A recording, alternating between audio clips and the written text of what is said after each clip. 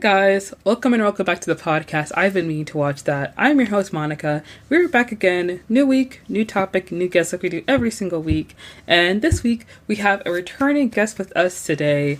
Now, you guys may remember her from the episode we did where we talked about The Brother's Son on Netflix, a really amazing show. We also talked about, now I'm forgetting, American Chinese. On American Born Chinese. Yes, American Born Chinese on Disney Plus.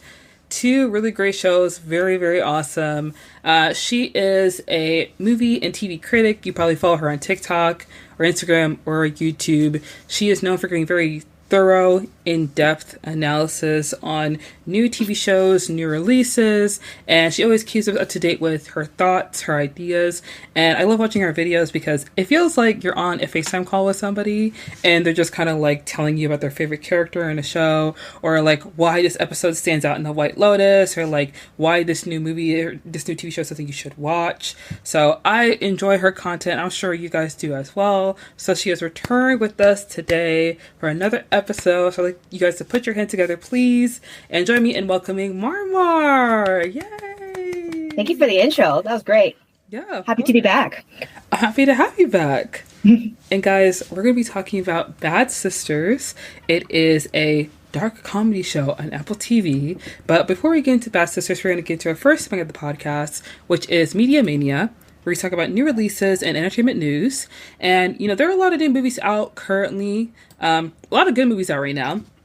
There's Warfare, there's The Amateur, there's Sinners, and there's also a Minecraft movie that is out right now. And a Minecraft movie has been doing very well at the box office. Last time I checked, it's close to 300 million domestically and internationally. I think it's around like 280 domestically for like domestic ticket sales. But obviously, with a lot of these adaptations, there are many people who, love it and enjoy it. And there are many critics who are not very positive in receiving the film. And even though the Minecraft movie is doing very well, it has been getting a lot of negative reviews from critics. But the Minecraft movie is just, one of many films that are showing how profitable video game movies are being. Because back in the day, there are a lot of adaptations for video game movies like Alone in the Dark, Max Payne, that got a really bad reception. But now, with films like the Minecraft movie, the Super Mario Brothers movie, Five Nights at Freddy's, and TV shows like The Last of Us, we're seeing a new resurgence of video game adaptations that are doing very well critically and commercially, and proving to be a huge turnaround in terms of adaptations in cinema. And Mara, I wanted to get your opinion on this because I'm someone who loves gaming. I enjoyed gaming a lot in the 2020 pandemic. So Minecraft is something I played a lot. So when I heard that they were doing a Minecraft movie with Jack Black, I was like, that makes sense. The kids will love that. But like in my head, I'm like, maybe that's not for me. But I want to get your opinion on these like video game adaptations. Yeah, thank you. It's interesting because even before kind of discussing this, I was one of the people who was like definitely negative about the Minecraft movie in the sense that in the bigger, grander conversation of like Hollywood and storytelling, and then kind of having another existing IP kind of being adapted into another like movie, and then kind of it feels so risk adverse for Hollywood because it's one of those like they're just betting on a pre-existing fandom and then making a movie out of it just to, just make a buttload of money, basically. Right. But I'm glad that you put this movie into context in terms of like video game adaptations, like movie adaptations, because it's been around for decades prior, and this resurgence has come up. And I'm trying to think about what was different between then and now. But I think with the Minecraft movie, I think even like Five Nights at Freddy's, I think those kinds of like very interactive video games and then kind of turning it into a movie is interesting. And I think I can see how it would make a lot of money given the audience are only really playing those video games and not going to the movies. So once you have a movie that kind of piques their interest, they would obviously want to see that on the big screen. But I also have seen a lot of those videos of like that kind of audience trying to go to a movie and then kind of just being incredibly disruptive in the movie, Right. in the movie theaters. That was wild to see a lot of those videos and a lot of those young kids just kind of not knowing the etiquette of so there's that aspect of like kind of fueling my negativity towards something like a Minecraft movie. I haven't seen the movie, so I don't know if it's, in my opinion, good or not. I've heard from people who have watched it that they personally didn't like it, but I think it's, but then to your point too, like there are really good adaptations of video games out there, like The Last of Us, and so I guess it just really depends on how to translate the story from video game to movie or TV show, and being able to so tell a really interesting story, having something to say with that story in that format. So yeah, I think you can make an argument for both cases. This is just another money grab for studios, but at the same time, could there be something to say with this adaptation as well too, and still have a good story while also making a lot of money? So yeah, Yeah, either way. I definitely agree with you on that because with Five Nights at Freddy's, I really love like there are many iterations of Five Nights at Freddy's. So to like try and make a film adaptation of it, I feel like was like a little ambitious, but I think they did a pretty good job of doing it. I actually watched that one and I liked that movie too. So yeah definitely. I like the movie. I love the video game. I think it's really great. It's very popular. It makes sense that they made a movie out of it just because of how popular that game franchise is. And I think it really matters who you have behind the camera and who is kind of like behind the wheel in terms of like, what's the story about? Who are we casting? Like, what's the purpose of this film? Because Five Nights at Freddy's, I feel like Fallout, The Last of Us, Super Mario Brothers are examples of video game adaptations that have been done well because at least the creative team behind it has a strong idea of like what kind of movie they want to make. You know, they're like Fallout and The Last of Us are narrative video games, so there's already a story there that you kind of just build upon and expand. And because Fallout, The Last of Us are two like critically acclaimed, well-known, beloved games, you really can't mess it up because you want the fans to, of course, like the show, and you want them to like be fans of the show. And if you upset the fans of this existing IP that you are adapting, then you're already losing that built-in fan base that you are like wanting to get. And I feel like that's kind of like the caveat with Minecraft because it's such an easy game, you know, and a lot of kids play it. A lot of kids like to play it. So of course their thought process is like, okay, let's get Jack Black, you know, someone who was already in the Super Mario Brothers movie, and who is a beloved actor, great with kids. Jason Momoa, he played Aquaman, very recognizable. Get him in this movie that is obviously meant for children. And, you know, they don't have to put too much effort. Well, a lot of studios don't put a lot of effort into kids' movies because they know that maybe kids don't really, like, think too deeply about films, or, like, they don't consider kids to be that intelligent when it comes to films, even though you have films like Ratatouille, you have films like Inside Out, that are very, like, great films and also are great for children and they're kid appropriate. But, you know, I don't know exactly what happened in the creation of the Minecraft movie, but it's clear that they knew like children are going to watch this, kids are going to like it. We put what they like in the movie and then we bring in the dollars. You know, so I think that with a lot of these video game adaptations, you really have to, they're just mindful of their audience, but we also have to be mindful of like the content that we're putting together, because yes, you have the built-in audience already, but like you cannot only rely on that for commercial viability. Because yes, the Minecraft movie did well, but like, there was that one movie Uncharted with Tom Holland, like that has a very big audience, and that did not do well because it was not a good movie. You know, funny you should say that because that's like one video game I actually played from beginning to end. Really? Yeah. That it was Uncharted. I think only because like my roommate at the time, she was a video gamer, and then she was playing it, and then she says, honestly, it's pretty easy if you want to try it. And then I like powered through it, and then at least finished I know there's iterations of it, but I think the first Uncharted game I finished. So when the movie came out and Tom Holland's name was attached to it, I was really excited.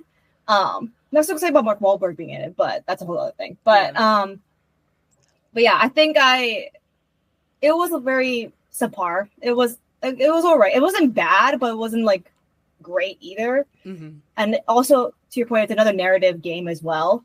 So it's interesting that kind of where I knew it also, like, if it was in development hell as well too. There was a lot of like iterations of it. Like they were trying to get this movie story greenlit for like almost for years. So I can see where that kind of also faltered, but yeah, I also feel like with video game adaptations, a lot of studios, they're like, okay, let's. I know they do this with book deals when like a book does very well, they buy the rights from the author and they hold on to the rights and then they wait until like it's like popular again, or a studio's like, we need a movie on our slate that has this kind of character and this kind of premise, and they're like, oh, I have a book and the rights to it that fit that exact need. And I don't know if that's what they do with video games as well, but it's probably like something similar where they see a video game that's very popular and people like it a lot and they're like, could we make this into a movie? Let's think about it. Let's ponder on this. And I wouldn't be surprised. Yeah, I wouldn't be surprised if that's how they do it. But to your point with like Uncharted, I guess I just want to reiterate that like the people behind it just need to have the right vision for it, because I know there's a movie out now called Until Dawn, which is an adaptation of the video game Until Dawn, and I love that video game. It's really fun. It's interactive. It lets you play like multiple POVs.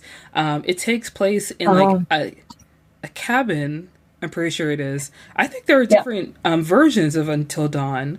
I'm pretty sure. I hope I'm remembering this right. But the movie is very different from the video game, to the point where I saw the trailer in theaters when I went to go see One of Them Days.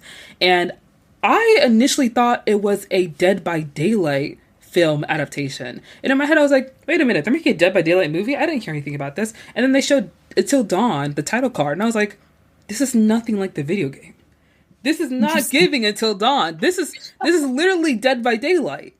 And it's a little frustrating because, like, when you see that, it's very clear that the studio changed so many things that, like, you've now made a movie that's based off a video game, but it's unrecognizable to the people that actually played the video game. So what are we even doing here? You know? So video game adaptations are not always, like, I mean, they're going to make money, but, like, the critical reception is not always going to be great. And I think studios don't really care about the critical reception because they want the money, but you can have both. Like, it's possible to have both.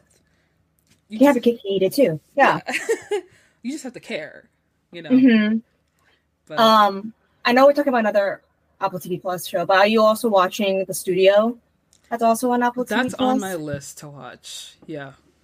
I feel like what we're talking about right now can apply to The Studio and how it's satirizing a lot of an example of Hollywood, like, as we're talking about it right now. So it's interesting to see at least Seth Rogen and his team kind of creating that show and being very self-referential and hyper aware of the current state of Hollywood and storytelling. Definitely I recommend checking it out, but I would definitely touch upon video game, like, existing IP adaptations on the show as well. So they're not wrong. Yeah. You know, one thing I noticed is that, like, I don't know how to describe this exactly, but, like, I feel like The Studio and Hacks are both TV shows that kind of satirize how Hollywood works, how they treat people, how they redeem people, how people have comebacks and everything. And I feel like this trend, I guess, of TV shows that are now satirizing Hollywood and how it's broken is kind of like the jumping off point of, like, the Eating the Rich movies that we've seen for a long time, where it's like, yeah, I like Eating the Rich movies, I enjoy them, but at the same time, it's almost like ironic that, like, these very rich people with these untouchable lives and, like, you know, this lifestyle that they live, they're in these movies that, like, satirize how people want to eat the rich, and yet you are the rich, and yet, like, you have shows like The Studio with, like, literally name A-list household named actors. Martin Scorsese makes a cameo in this show, and it's talking about how Hollywood just doesn't work anymore. And it's like, babe, You are the people. Like, it's Hmm. you. Like, Catherine Hahn, Olivia Wilde. Come on now. I just No, yeah. I just noticed that. No, definitely. It's interesting because like it's only a few episodes in, so I'm really interested to see where it's going to go. Mm-hmm. Um, but it's very well written, it's very well produced, and it's very funny. Like it's a show like that. I'm like, okay, like the comedy could hit or miss, but the comedy is like the timing's on point. Mm-hmm. But yeah, it's hard to watch it, but it can't be watched in a vacuum. You know, like yeah, it's you understand like this is still at the end of the day another streaming show, part of Yeah. another company. Kind of like how Squid Game is on, but then it's a Netflix show, and you're like, oh, or like yeah, any of these streamers, like it's yeah, you kind of have to just like watch it with a more critical eye. Yeah. At the end of the day, but That's how I felt watching the franchise on Max, oh yeah, because of just like all of the little nitpicking things that happen in the show in regards to like the movie they're making, because obviously it's satirizing Marvel, and I'm just watching it the whole time and I'm just thinking like it's ironic that the show is on Max when David Zaslav is trying to literally shutter the entire animation department of HBO Max. also you're DC as well. Like, why are you Mm, making it sound like that's why I think the franchise also didn't work, and like I think in a way the studio kind of worked a little bit better. One is mm, just better written, but I think with the franchise, it's like it's hard to when the calls coming from inside the house. yeah. So that's one of the reasons. One of my critiques of the franchise, but Yeah, I also feel like the franchise, when I was watching it, it's a little too vague, I guess. It feels like they're critiquing Marvel, but they're not really critiquing Marvel. Like, all these things that are happening in the show, like, yeah, this feels plausible. Like, this feels like it could happen. But, like, at the same time, if you are drawing from, like, real stories, it doesn't feel like you're really like calling people out. It feels like you're just kind of like brushing over the surface. Like we're criticizing them, but we don't want to be too mean to them because mhm. we don't want to be too rude, but it's like, no, be mean. Like, Yeah, you be like, where's your yeah, bite? yeah, absolutely, yeah. Yeah. Like it's yeah, it's all bark with no bite. I think the franchise, and also I think it was created by people. I think the creator of Veep created franchise Hmm. with some Succession writers, and maybe because they're not familiar with that world, then maybe it's hard to kind of relate and then be that critical. If that makes sense. Like if you're not, sometimes you just gotta be like immersed in it in order to Yeah. really satirize it and parody it. And I think that's why. So I go back to the studio, like Seth Rogen, and he's like in the middle of it all, and I think that's why they're able to kind of like draw a lot of those experiences and really go there. And that's why it's funny. Like the franchise was a very like partially it was not that funny, Mm. and there had its moments, but so Yeah. I also think that it had a pretty strong cast of actors. I feel like mhm. a lot of the actors are like slightly recognizable in like some parts. So I feel like if the writing was just strengthened a little bit more and they Yeah, didn't pull back the punches, yeah. then it would have been like a Oh, for more sure. popular show. Yeah. Yeah. If anything, the boys had like, did better in satirizing the superhero landscape than the franchise itself. Hmm. So Yeah, that's true. So there is one other story I did want to touch on mhm. because I actually a lot of times when I'm doing media mania or I'm doing research for the podcast, I am always looking up different stories to kind of talk about on the pod. And this one about, Honora and things that were happening on production on set had come up over a month ago, but I didn't talk about it initially because a lot of times when these kind of stories break out, other stories or other things come to light afterwards. And it's been a Mhm. month. There's been no other articles in regards to Honora or the production, what's ever happened on set. So I'm just assuming that like, the post that kind of sparked this conversation, I'm assuming that this is just the only thing that really came out of it because there hasn't seemed to be any response from Sean Baker or anybody else who worked on the film. So I did want to touch on this a little bit. So for those who don't know, Honora It is an independent film that swept at the 2025 Oscars, and afterwards, an anonymous post was put on a crew focused social media platform, and it accused the director and writer and editor, I believe, Sean Baker, of throwing a hissy fit when the film's crew unionized mid set. And the post also claimed the production initially avoided hiring union crew to save money, thereby denying worker access to union benefits, which I feel like is kind of contradictory when you look at Honora's Oscars budget, because I think they spent $6 million on this movie to shoot, but it was a lot more money that was available for the Oscars budget. I'm not saying that came out of Sean Baker's pocket. I know that like Neon probably stepped in and contributed to the Oscars budget and everything like that, investors, what have you.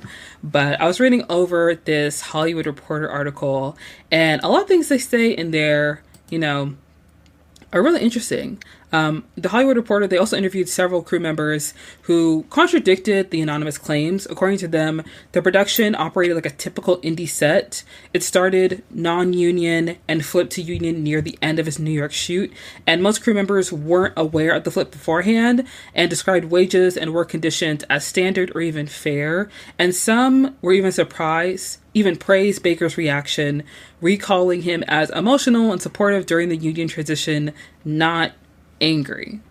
So I was curious to see if you heard about this more. I think when it broke, I think it was kind of like people were talking about a little bit on like Film Talk and Film Twitter, but then after a while, it seems like it was kind of like pushed to the side. I actually haven't been keeping up with it. I think after Honora won, there was definitely a lot of discourse about the Best Picture win, even Mikey Madison winning, and then I kind of just fell off. But yeah, I'm not surprised that a lot of I've been seeing that like just the movie of itself having a lot of discourse online. But it's news to me that like from a production like crew standpoint, like that it's now kind of like that's been getting a lot of buzz, but that's interesting. Was there a reason why they decided to unionize halfway or in the middle of shooting it? So it seems like there was a strike before a deal was reached with IATSE Local 52. And let's see here. It looks like Baker, he was known for his guerrilla style filmmaking, which I'm just going to read from context clues that that's a little bit, it's not as polished, I guess, filmmaking style. I feel like if you've seen Honora, guerrilla style is a proper way of describing that. He had expressed frustration with traditional union structures due to their rigid workflows. And while trying to avoid union involvement is common in low-budget indie filmmaking to reduce costs and maintain credible flexibility, it looks like this situation has attracted a lot of scrutiny, especially with Baker's reputation for telling stories about marginalized communities. Which, before Nora, didn't he make the Florida Project? Was that not him? No, I think he was Florida Project. Yeah. I also had some, not concerns, but I remember watching the Florida Project. I feel like whenever I watch indie films, and if it's anything of like very gritty material, in the back of my mind, I'm always thinking in my head, like, how did they film this? Like, how did y'all shoot this for real? Because I would like to know, especially with the film like Honora, because I'm not going to say it was my favorite film out of 2024, but I could see why people enjoyed it and why people liked it so much. So I wasn't trying to yuck anyone's yum. But when I was watching the movie, I was just watching it and I was like, a lot of these shots are a little too close for my liking. Like, this is very interesting. I don't know. Sometimes I feel like I can't watch certain movies because I think I come off a little prudish. But when I was watching Honora, and then afterwards, Nikki Madison did an interview, I believe, talking about how she denied getting the intimacy coordinator, which is like if she didn't want it, then that's fine because she trusts Sean Baker as a director, so that's okay. Like I know Jennifer Aniston has also said like they didn't get an intimacy coordinator for the morning show when what's his name, John Hamm was on the show. So if the actress is comfortable without it, then that's fine. In my mind, I was kind of like, girl, if you don't want to, that's fine. But I would still have one on set just in case, because you don't know what goes on. You don't know what could happen. But Yeah. all these other claims that have been made from anonymous crew members, I don't think it's surprising because like indie films run differently than like studio films. Because studios, they really are just like, we're not trying to get sued, we're not trying to get in trouble. Like, make sure y'all have people on standby. Like, we're not having anybody come at us with any type of thing. And because indie filmmaking is a lot more like creative, and I'm not saying it's without boundaries or like it's like no man's land, but like they do things a little bit differently. So when I read the accusations, I was like, oh, this is not great. But at the same time in my head, I was like, I mean, I don't know what y'all be doing on these sets. So it's kind of like they have a lot more creative freedom on independent filmmaking rather than like studio films, like with like Marvel or with like Lionsgate or other studios like that. Yeah. I mean, of course things will start popping up once it got Best Picture or got like the biggest, like on the biggest stage. Yeah. So there's that aspect to it, but yeah. I mean, for me, Anora, I liked it when I first watched it. Like, it was like, I see the message. I see like a lot of like people, like it represented a lot of like different communities that aren't usually represented in a positive, like the movie represented like sex workers or like just like strippers in a really like authentic way. I do think Mackie Madison's performance was like the strongest like point of the movie for sure. But yeah, this year for the Oscars though, honestly, like it was kind of slim pickings, not gonna lie, for Best Picture nominee. I don't think it was. Or all the nominated. Really? You don't think it was slim pickings? No, I think it's just I feel like it was another one of those years where it's like, it's very clear which movies the Academy watched versus the ones that were actually like out. Because when I started like looking through the Best Pictures and started watching them, in my mind, I felt like it was a very clear which movie should have got like what. Now that the Oscars have passed, of course, off the top of my head, I can't remember, but like I know that Nickel Boys like only got Best Picture when it should have got cinematography. And I understand why The Brutalist got Best Cinematography. Like, I saw The Brutalist. I think it's a good movie, but I'm not going to say, like, it was, like, a standout for Best Cinematography. I'm not going to say, like, oh, yeah, it's an obvious pick. Like, it's not. It's not an obvious pick. And, of course, so many movies come out every single year. The Academy voters can't watch all of the movies, but, like, it's very clear which movies y'all watch each year. It's obvious. And I also knew that Wicked was going to get like a production award rather than like an acting award or anything like that. Like, I don't know if it was any other year Cynthia and Riva would have gotten an Oscar, but I like Wicked. I was moved to tears. So. Yeah.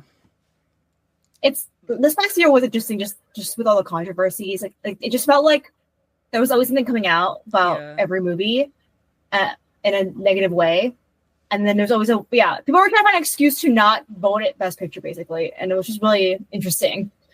Interesting time for sure. There are other movies that for sure should not have been even remotely near the Oscars. Oh yeah, absolutely. So, and there are other movies that were just 1000% snubbed across the board. I'm a Challenges girly, so I have to say that. Yeah. But whatever. It's actually interesting because, like, I know that Netflix so desperately, they want that Best Picture nomination. And I feel like they have tried so hard to win it with their prestige films, like with Roma, and then, like, Beast of No Nation, I believe, is a movie with Idris Elba. I remember when that was first nominated, and Steven Spielberg was like, oh, that's not a movie, that's a TV movie. It shouldn't be nominated. Despite the fact that 2 months later, we find out that he has a deal with Apple TV. Okay, sir, we get it. We understand. But I feel like this year for the 2025 Oscars, they should have went with His Three Daughters for their pick for the Oscars. Because that movie moved me. But there was one year where they had a film called Pieces of a Woman, I think it was. It was about a woman. Yeah. Yeah. With, Vanessa Kirby. Yes. Vanessa Kirby. And I really like that movie. I wish they pushed that film for their pick for Best Picture. But I think because Shia LaBeouf was in the film and around that time his legal issues were just You made me remind me of that. I was like, oh yeah, why not? And then I saw his face and I'm like, okay, now I remember now. Oh my gosh. I remember watching the movie and I was just like, let me just get through it. You know what I mean? Let me just hold firm. But I think it was because Shia LaBeouf's legal troubles were just kind of like cresting into the lexicon that they're like, we can't take a scandal. But this year, scandal is fine. I guess so. I guess it's fine.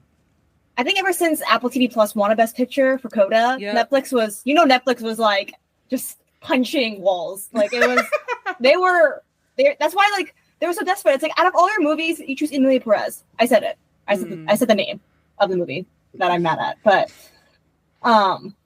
it's like out of all the movies, you wanted to die on the Emilia Perez hill. Okay. Yeah,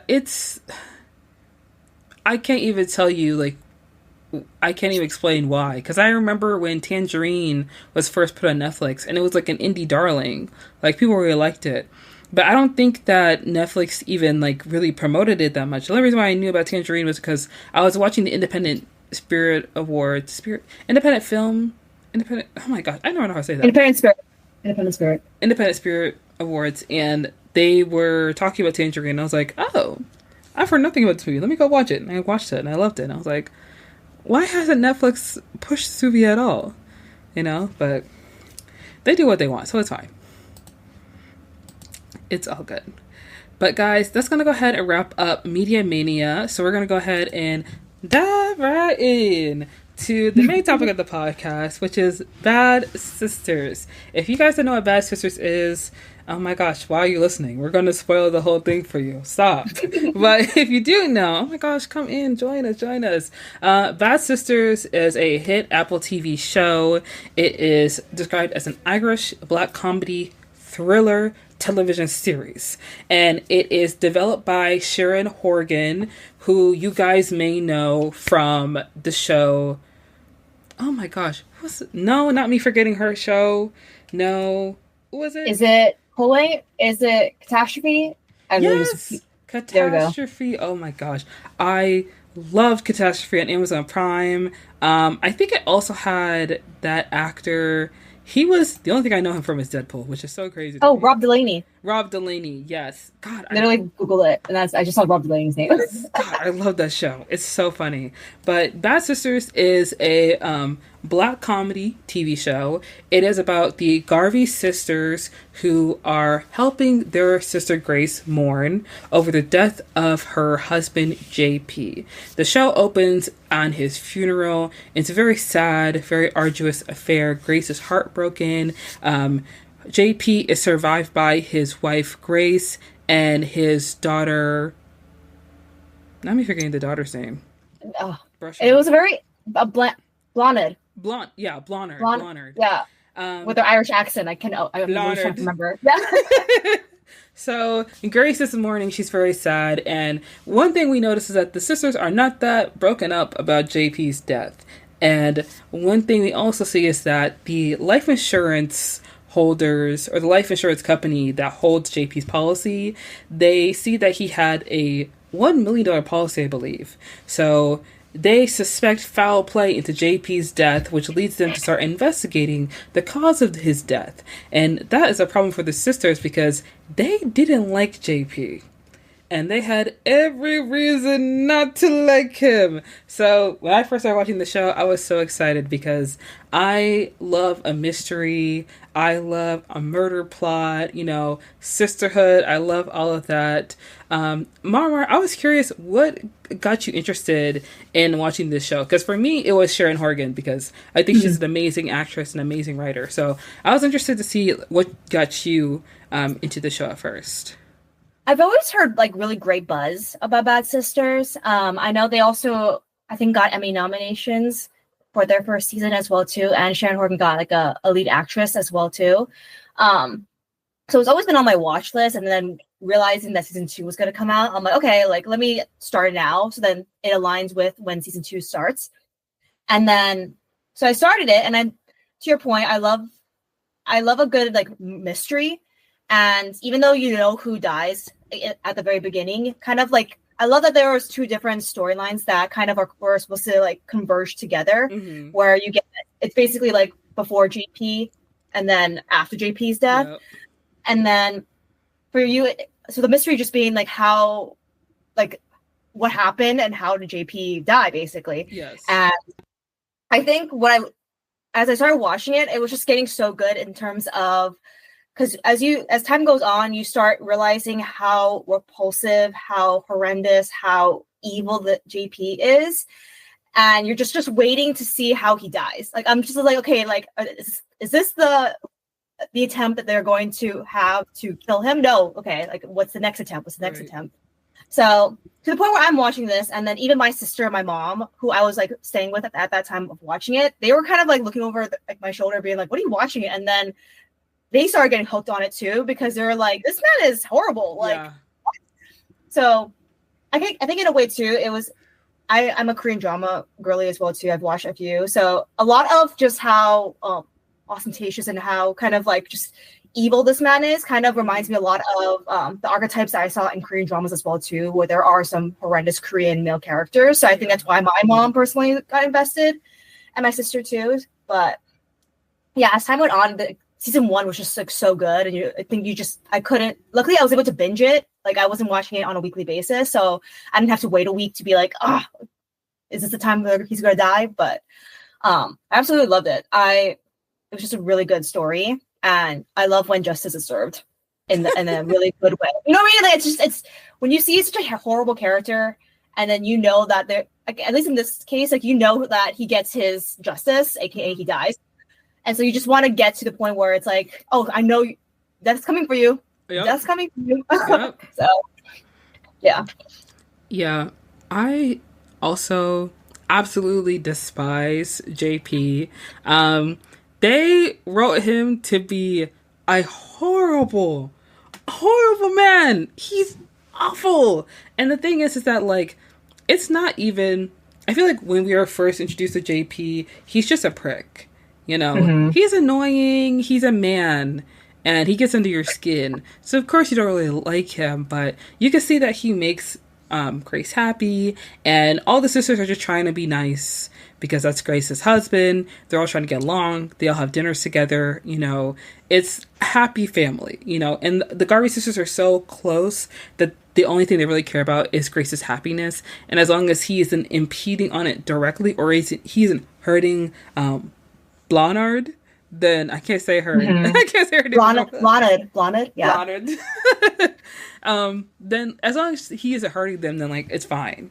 But I love how Bibi, the sister with the eye patch, I don't feel like she ever trusted him or ever liked him, which makes perfect sense, because, I mean, JP is not a good guy. And I also love the structure of the show, how we kind of start in the present and then we go to the past, and the alternating timelines, which show us, you know, how the sisters come to the realization of like, this guy has got to go. And not as in they get divorced, because she's not going to divorce him. Like, he has to die, which is such like a huge jumping off point to getting rid of someone. But at the same time, like, what else can you do? He's not going to leave. He's not going to run away. Like, you can't pay him off to like disappear.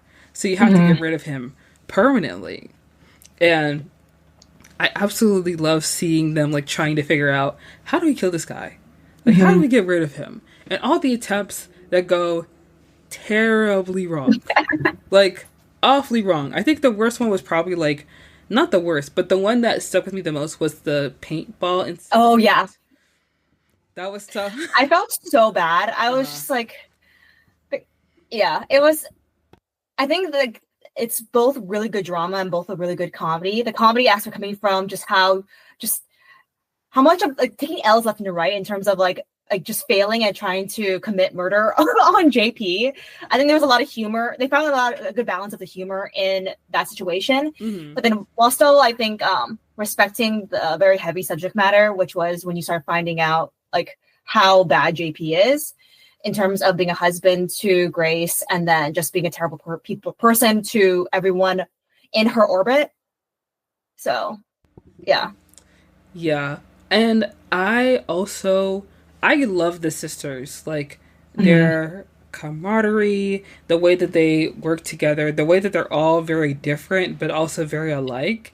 And Mm-hmm. another thing is that I like how, at least like some of the sisters look very similar to each other. You know, like, obviously, it's BB and so obviously, like, Grace. Well, not me mixing up Which their sister? names. No, BB and Becca, they look very alike. And then Yeah. Ursula, Grace, and Eva look alike. And Mm-hmm. I don't know if this happens to you, but whenever I'm watching a show with like a big cast, I always forget people's names. Like, I'm Yeah. like, No, for there's sure. Sharon, that's the wife, that is the young You gotta make up one. names. You gotta make up names for yourself in order to keep everyone Yeah. to get everyone in order. Yeah, I get it. No, for sure. Like Ursula, like she's the mom. She's the Yeah. mom, yeah. She's the Mm-hmm. one running around with the photography instructor. Or Mm-hmm. whoever he is. Yes. Also, when he found out about the photography instructor and then started like stalking her, he got into a car crash with her. He changed his number and name in her phone. Evil. Man, send him to the gulag. Please.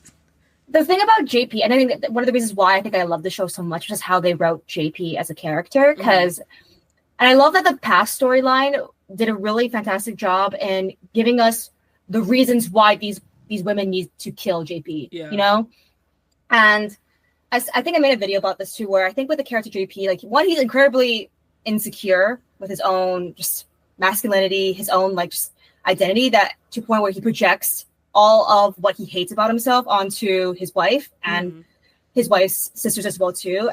And it's just his relationship with women. Like you could tell that man is a misogynist through and through. And a lot of it, as time went on, just rooted in his hatred for his own mother, his hatred, and through that kind of like bled out into his hatred for the Garvey sisters, because the Garvey sisters are just free spirits in their own right. They're very different, and I think each one of them, I think, represents a like women that he hates, which is like I think Eva being like a single woman who, even though she wanted a kid, right, but like just couldn't. I think Ursula, the fact that she is a mother and a wife, but then cheated on her husband, like, and then BB, I think just being a lesbian, I think in general probably made he was like, I hate this. Yeah. And then Becca, I think being just also like young and free spirited and like, you know, promiscuous, if you want to call it that. Like I think those attributes in each sister are what he hates in women. And you see him like finding those reasons to hate them. And so I think I like how that was laid out as well too in the character. And then it was just really well done. And I think JP, even like the actor that plays JP, I think just did a very fantastic job and just being so hateful. Yeah. His name Claus Bang. Yeah. So I think I like from that angle of like how the show is about also womanhood, and then finding sisterhood in that womanhood as well, and then kind of coming together to just fight this horrible like embodiment of misogyny, really, that is JP. So yeah, that's why I think season 1 for me was so fantastic. Yeah, season 1 was amazing. And one thing I noticed about JP that I feel like you notice a lot in different forms of media. I've noticed this especially in just documentaries about like scammers, because that's kind of like my guilty pleasure, watching things about scammers, especially like since crypto is so big right now, watching stuff about crypto scammers. Certain men, when they're looking for their mark, so to speak, they go for women who are nice, who are compassionate, and who will give you the benefit of the doubt. You know, women who are very like forgiving, they give a lot of grace. And Grace, she's a very sweet lady. She's very kind, and she's not stupid by any means. She's not weak at all. But she's someone who has a really big heart, and because she wants to be like a good wife and a good mother, she's willing to like sacrifice certain things, you know, to maintain that relationship. And I don't think that she loves JP more than her sisters, of course not, but she understands that like there are certain things you give up for a marriage, like not going to I don't know if it's a lake or like the ocean Oh that yeah. they go to. Yeah, Mm-hmm. like Mm-hmm. the cliffside where they like jump Yeah. off and they're going in. She doesn't go with them because JP doesn't want her to go.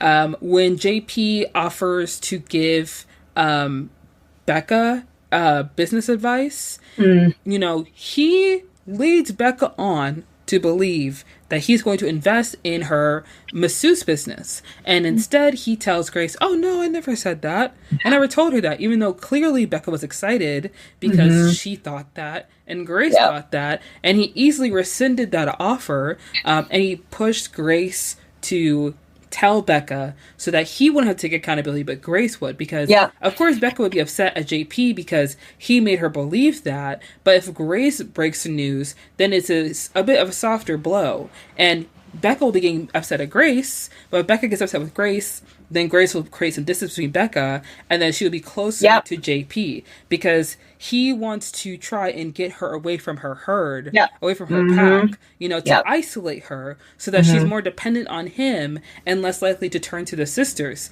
Because if she turns to the sisters, they're going to tell her, "Your husband is a prick. He's not a good person. Like, you need to be careful, Grace." And he does not want that. He wants his mommy. He wants his little mammy at home wearing nice That was white ugh. lace. Every time he called her mommy, I literally wanted to throw up. So it was, again, like going back to mommy issues. He's had mommy issues, and it's the fact that he never wanted a wife, he wanted a mom. Yeah. Yes. Ugh. And it's so weird and so gross because it's clear he doesn't want anyone getting close to Grace. Even like Roger, the neighbor from across the street, he went online masquerading as a young boy. That was insane. It was sick. You have no life. There's something wrong with you, sir. Yeah, like it's, again, all stems from a place of insecurity and just patheticness. And yeah, the fact that he went out of his way to, again, sabotage each person's like life. Mm-hmm. For what? To just have Grace all to yourself. Like, it was just so sad and evil. Mm-hmm. And yeah, I'm not going to be sad if you so happen to have died, like I'm not going to waste tears. I'm like I'm not going to feel bad for you because you're dead. Because in my opinion, I feel like Grace should have left him when he made BB like lose her eye. Like that car. Enough. Yeah. That was enough. Like, we're done. It's over with. But, I feel like I get where Grace is coming from because, marriage is very sacred, covenant. And I don't know if Grace is religious, but it's clear that she cares a lot about, JP, and they hold similar values, which is why they're together in the first place. Yeah. And she would not want Blonard to be away from her father. And it's, oh my gosh, it's so obvious Blonard likes her dad more than her mom, even though her dad isn't even he literally was trying to police what she was wearing at one point, or the fact that she had a bra, oh, she shouldn't have this kind of bra on her, she doesn't have anything to work with. And I'm like, oh, that's not your place to say, sir. That's your daughter. And also that thing is under her clothes so no one can see it. All right. Again, his relationship with just women and girls is just so messed up. Mm-hmm. And he just can't. Yeah. And I think, even in the most insidious ways too, where he's clearly a racist, he's clearly a misogynist. Mm-hmm. He's also very homophobic. If we also remember, was it Ava's the coworker who was closeted, and then somehow JP found a way to out him, messed up. It's so terrible. I was wondering, okay, what other ways were there that JP was a manipulative in season 1? Because I feel like we listed a lot of them. Having BB lose her eye, the business deal he went back on. I think with Ursula, threatening to out that she was having an affair. Yep. And then with Eva, because they were working the same company. Yeah, that he was sabotaging her chances of getting promoted. Mm-hmm. And then back to the the coworker that she thought was like attracted to her, but then realized that, oh no, he's gay, and then sabotaging that relationship for Eva, and then realizing, I think that the cream of the cherry on top of it all, like the worst part of it was that he assaulted her. Yeah. He assaulted Eva, and then that, like, she had to get an abortion. Correct me if I'm wrong, or something. I think she had a miscarriage. Yeah, miscarriage. Mm-hmm. She was going to carry JP's child, and then she miscarried. Mm-hmm. And then her carrying that, I think, because I don't think she told Grace up until whatever those final episodes of that season 1. But yeah, it was one thing after another, and then him just never ending, just plotting and scheming to just make these women miserable in their own lives. Yeah, I think with the revelation of Grace being assaulted by JP, I like that the show, when we're watching the show, like the whole time, it, like, all the other sisters have a problem with JP. You know, like Becca with the business deal, BB losing her eye, Ursula and her affair, blackmailing her. And Eva, like, in my mind, I felt like, well, she's just the protective older sister. You know, she doesn't want anyone to get in trouble. She doesn't want anyone to go to jail. So she's like, I mean, if y'all are going to do this, I'm going to help you. But, like, we got to make sure we don't get caught. But Eva's explanation wasn't really given. So, like, when she lost the job because JP... Well, when she lost the promotion, because JP made her out to seem like an alcoholic, you know, that felt like the thing. That felt like the reason. And then we realized, like, the crazy thing to me is that he said it to Grace on their anniversary, you know, because they were supposed to, you know, sleep with each other. Yeah. And then he blamed Eva for his inability to perform. Like, literally only lasted like 10 seconds, which is very embarrassing and also worrying. Like, sir, are you good? But when he brought up Eva, it's kind of wild to me because, like, JP in his mind feels like he is blameless in Grace's eyes. And he thinks that, like, oh, Grace is my wife. She loves me. She's not going to see anything wrong with anything I do. And he's always bad-mouthing her sisters. Always. And because he's working so hard to isolate Grace from anybody other than her family, he believes that she will just see him as her hero or as the husband, you know, who is, like, always right and who is in charge. So when he says to Grace that, like, you know, Eva, she was messy or she was sloppy, and, you know, well, like, he basically insinuated that, like, it's Eva's fault that happened, but it's clear that she did not consent to what happened. The way that Grace absolutely snaps and then starts to choke him, I was just like, oh my gosh, I've been waiting. It was very cathartic in that regard, because, like, I'm glad that, because in a way you're, like, hoping that the sisters will go after JP, but then it was satisfying in knowing that Grace, even though it took longer than it should have, but, like, she got to that point, and that was the final straw, and she was the one to give the fatal blow to JP. That was I liked that route. It was again cathartic. I really enjoyed it because the whole time you're watching the show, you're watching the sisters try to kill this man. It's like he is indestructible. Yeah. It's like he literally has God in his side. How do you escape a burning cabin, sir? Like, how does that happen? How do you walk out of that? Oh, I remember. Oh, yeah. He was outside using the bathroom and it literally exploded. And it was like, oh, he's done for sure. The show's over. So we're done. Nope. No, sorry. That's too easy, guys. I think God was like, no. I have a fate better waiting for you. He's like, this is too good. Like, the ideas y'all have, I gotta see it through. He was like, the show can't wrap up that quickly, y'all. Like, you have 10 episodes. We gotta make it stretch. Yes. Wait, I'm trying to remember what the sisters were going to do to him when they went on the anniversary. Because they were there at the hotel. Near... I think it was poison. Poison, maybe, again? I know there was another poison attempt earlier, but... There was with the liver, and then the dog died. Yes. Oh my gosh, that was so sad. Oh, Blonded was so They were sad. they were killing everyone except JP. Yes. And the crazy thing is that like the dog died and then they got like a cat, I think, and then the cat died and he blamed the cat's death on the mom. Yeah. He's a sick man. And then the guy, the employee at the paintball victim, Yeah. He lost his eye. Which is so, I know it's so hard for BB to see that happen because like that literally happened to her, and I really felt so bad for her in that moment. You know, not bad enough that I want her to quit. I want her to keep going. Yeah. You know. Oh yeah. Y'all got a mission. Y'all got to carry this out. Y'all got to see this through.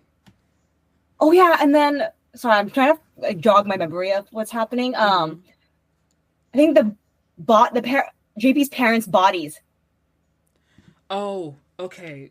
Oh, that was another attempt, right? Because they were trying to, what's her face? The youngest sister. Okay. Becca found it, right? And then they were like, okay, let's try to kill him by. Let's reel it back real quick. Okay, so JP's mother was being taken care of by Becca, and it wasn't like Becca was a hired caretaker. She just liked JP's mom, so they were trying to come up with ways to kill JP. One day, Becca is in the basement, and she sees that there is a freezer. And I think she went into the freezer and she just spawned a body, you know? And like the thing with JP's dad is that like he was away on business. He was never there. He's never around. JP was the only person in charge of his mom's money. And his mom wanted to give money to Becca, but JP said no because he felt like Becca was irresponsible. And then he started going off on Becca like, oh, you're only helping my mom and being friends with my mom because you want her money. Like, sir, she is a kind-hearted person. She's not selfish and evil like you are. Okay. And we learn in a flashback that JP locked his father in a freezer because his father would not let him borrow money for a house. I don't remember what it was exactly. That's for a loan. Yeah, he asked to meet expenses. I think he just needed money for expenses. But the dad refused. Yes, the dad refused, clearly. And it's very clear that, like, his dad was also someone who was very difficult and hard on him. And his mom was pretty, like, maybe more loving, more of a free spirit, you know, more, like, just easygoing. And so JP obviously has some kind of, like, heartbreak, some kind of resentment towards his father, all those years of him not treating him very well, or, like, possibly being abusive towards him. So he locks his father in a freezer. And he leaves his body there, hides his body there, and just pretends like his dad is just like away on business. Which, by the way, some of the things that happen in the show is like people aren't asking about your daddy. People aren't wondering where he's at. Like nobody at all. I find that hard to believe. But they try to lock him away in the freezer. You know, Becca basically holds the door down, and when they see JP the next day at Grace's house, it's like, oh, who's in the freezer? Who's in there? Becca. That was terrifying. That was crazy. But also again, like going back to like, they'd be killing everyone except JP. Yes. Like literally, like I felt so bad for the mom. Because I think it made it sound like the mom knew, right, that her husband was in the freezer. I think, or she had a moment of like clarity, maybe. No, I think the mom was kind of like, I don't think she had dementia, but she was just getting older, you know, so she didn't really like know a lot of things, or she'd forget things. So it makes sense why she just let JP take care of everything, because he's the son, I guess her only child. And I don't know if she didn't know or if she had a lapse in memory, but it didn't seem like she was. I don't know. I don't really remember, because I don't think JP ever said that his dad died. I think he just said his dad is away, or that his dad left. Oh yeah, he said his dad left. Yeah, that would make more sense. Yeah, like dad would leave and no one would really know where he is. Yeah. And so his mom was always like, "Oh, where's my husband, or where's your father? He's gonna be coming around this way." And he's like, "No, mommy, he left. Dad isn't coming back. Remember?" And I think when she saw her husband in the freezer, she just decided to stay with him. So sad. That was dark. That was so dark. That was dark. And yet they still couldn't kill JP. It was like, even after all that, like, I was like, damn. I feel like at that point, me personally, I would have been like, JP, come over to my house. I would have laid out the tarp and I would have a gun and that's it. I would have just straight up just shot him once he walked the door. I would have been done. No more workarounds, no more poison, no more freezers, no more, none of that. Like, we're making it straight and simple. Somebody get a gun, get a chainsaw, we're getting him out of here. Because at that point, I would have been over it. Like, it's the dog. It's his mom. It's the kid at the paintball who didn't do anything wrong. Like, no. He really doesn't even get paid enough. Probably can't even afford the hospital bill that y'all ran up on him. You know, that job don't give him no benefits. So at that point, I would have been like, JP, maybe here and then. Yeah. Point blank. We're just gonna take you out back at this point because I can't take you out back. Oh gosh, yeah. It's also crazy that this whole time the life assurance guys were investigating them. Y'all no are clue. Not detectives. No clue. Like, this is their job. How are you not putting two and two together? But because even the way to go about it, and then again, like, the sisters are simultaneously just doing a bad job and like trying to lie and cover this up. So that's why it's just, and then Becca just sleeping with one of them, of course. Oh yes. Yep. It's always the young one. It's always the young one. It's always the youngest. Like, they always do something that's like, they always do something they know they're not supposed to be doing it, but they do it anyways because, like, I'm a human. You know, I have needs. Yeah. Mm-hmm. Yeah. I'm not. I personally feel like the McLaughlin brothers, I kind of wish they were drawn back a little bit in season 1 because as interesting as they are. And I like their dynamic, you know, the two brothers. I was more interested in the sisters. Oh, yeah. Like, I get that you guys have your own family stuff going on and everything, but, like, we don't have to get into all of that. Mm-hmm. Like, I want y'all to be like Benoit Blanc. Like, you're here, but you're not really here. Yeah, you know yeah. I mean? Yeah. Mm-hmm. Mm-hmm. Yeah. Do you have any final thoughts about season 1 for Bad Sisters? I think, it was really a near perfect season for me, especially with how things went and how, like, GP's fate kind of happened the way it did. Mm-hmm. And then this is just kind of coming together to, like, help Grace in that moment was really good. But, yeah, I think everything kind of worked out in a way that felt, like, satisfactory as well. Even with, like, the life insurance brothers, where I think they made that, they both agreed and made a deal, like, hey, like, because I think Matt, the youngest brother, pieced it together of what happened. And it's like, hey, like, take the money. We don't need it. Help you guys. They'll help you guys out, but just don't rat on us. Mm-hmm. So it was a nice, good trade-off. And then they were able to kind of like just lay to rest. Yeah. Until season 2. So. Yeah. Because I know, like, with the life insurance brothers, their dad, I guess, spent all the money that their clients gave them, so they couldn't even pay out the policy even if they wanted to. So Grace in the end was just kind of like, oh, we don't need the policy, like, we'll be fine. Yeah. You know, we'll rescind the claim. Yeah. You know. Which just don't tell us. Yeah. Just don't tell anybody what we did, please. And I'm kind of glad the season 1, it wrapped up a lot of things very well, but there are some things that weren't perfectly wrapped up, of course, like how JP put his mom in a suitcase and just buried her haphazardly in the yard because he doesn't know how to get rid of a body, because who does, you know? But there is that.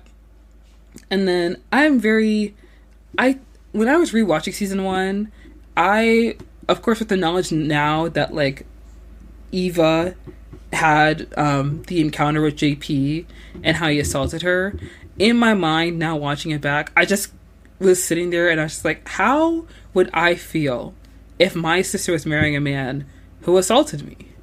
And now I see, like, they have a child, they live together, you know, and there is this, I don't know what exactly it is, but I feel like women are more likely to be, like, forgiving, you know, because even though, like, this is a bad man, this is a terrible man. You still, in the back of your mind, are just like, well, that's one mistake he made. Maybe you don't want to hold that against them.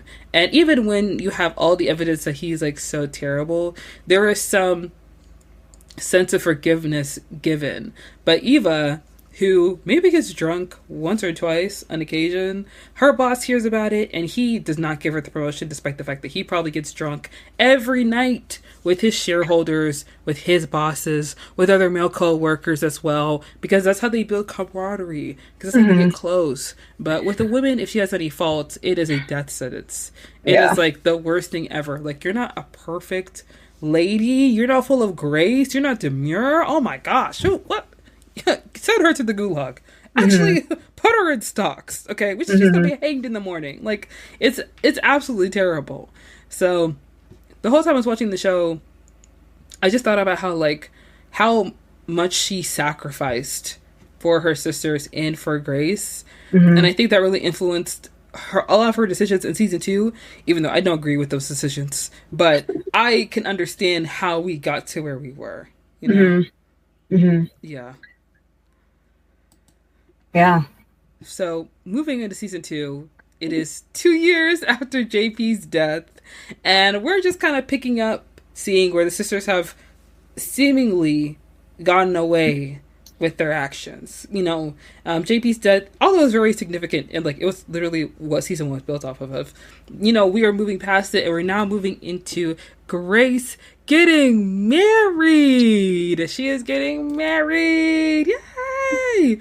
To a new man. That I put his name Ian. Ian. Oh my gosh.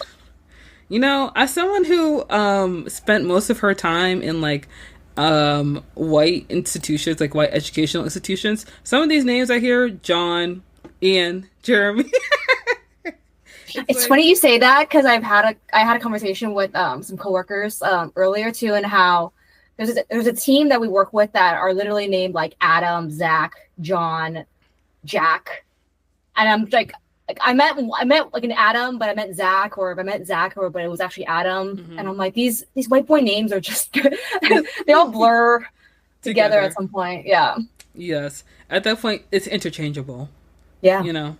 Yes. So we meet Ian, Grace's new man, and the Garvey sisters, you know, they're moving on.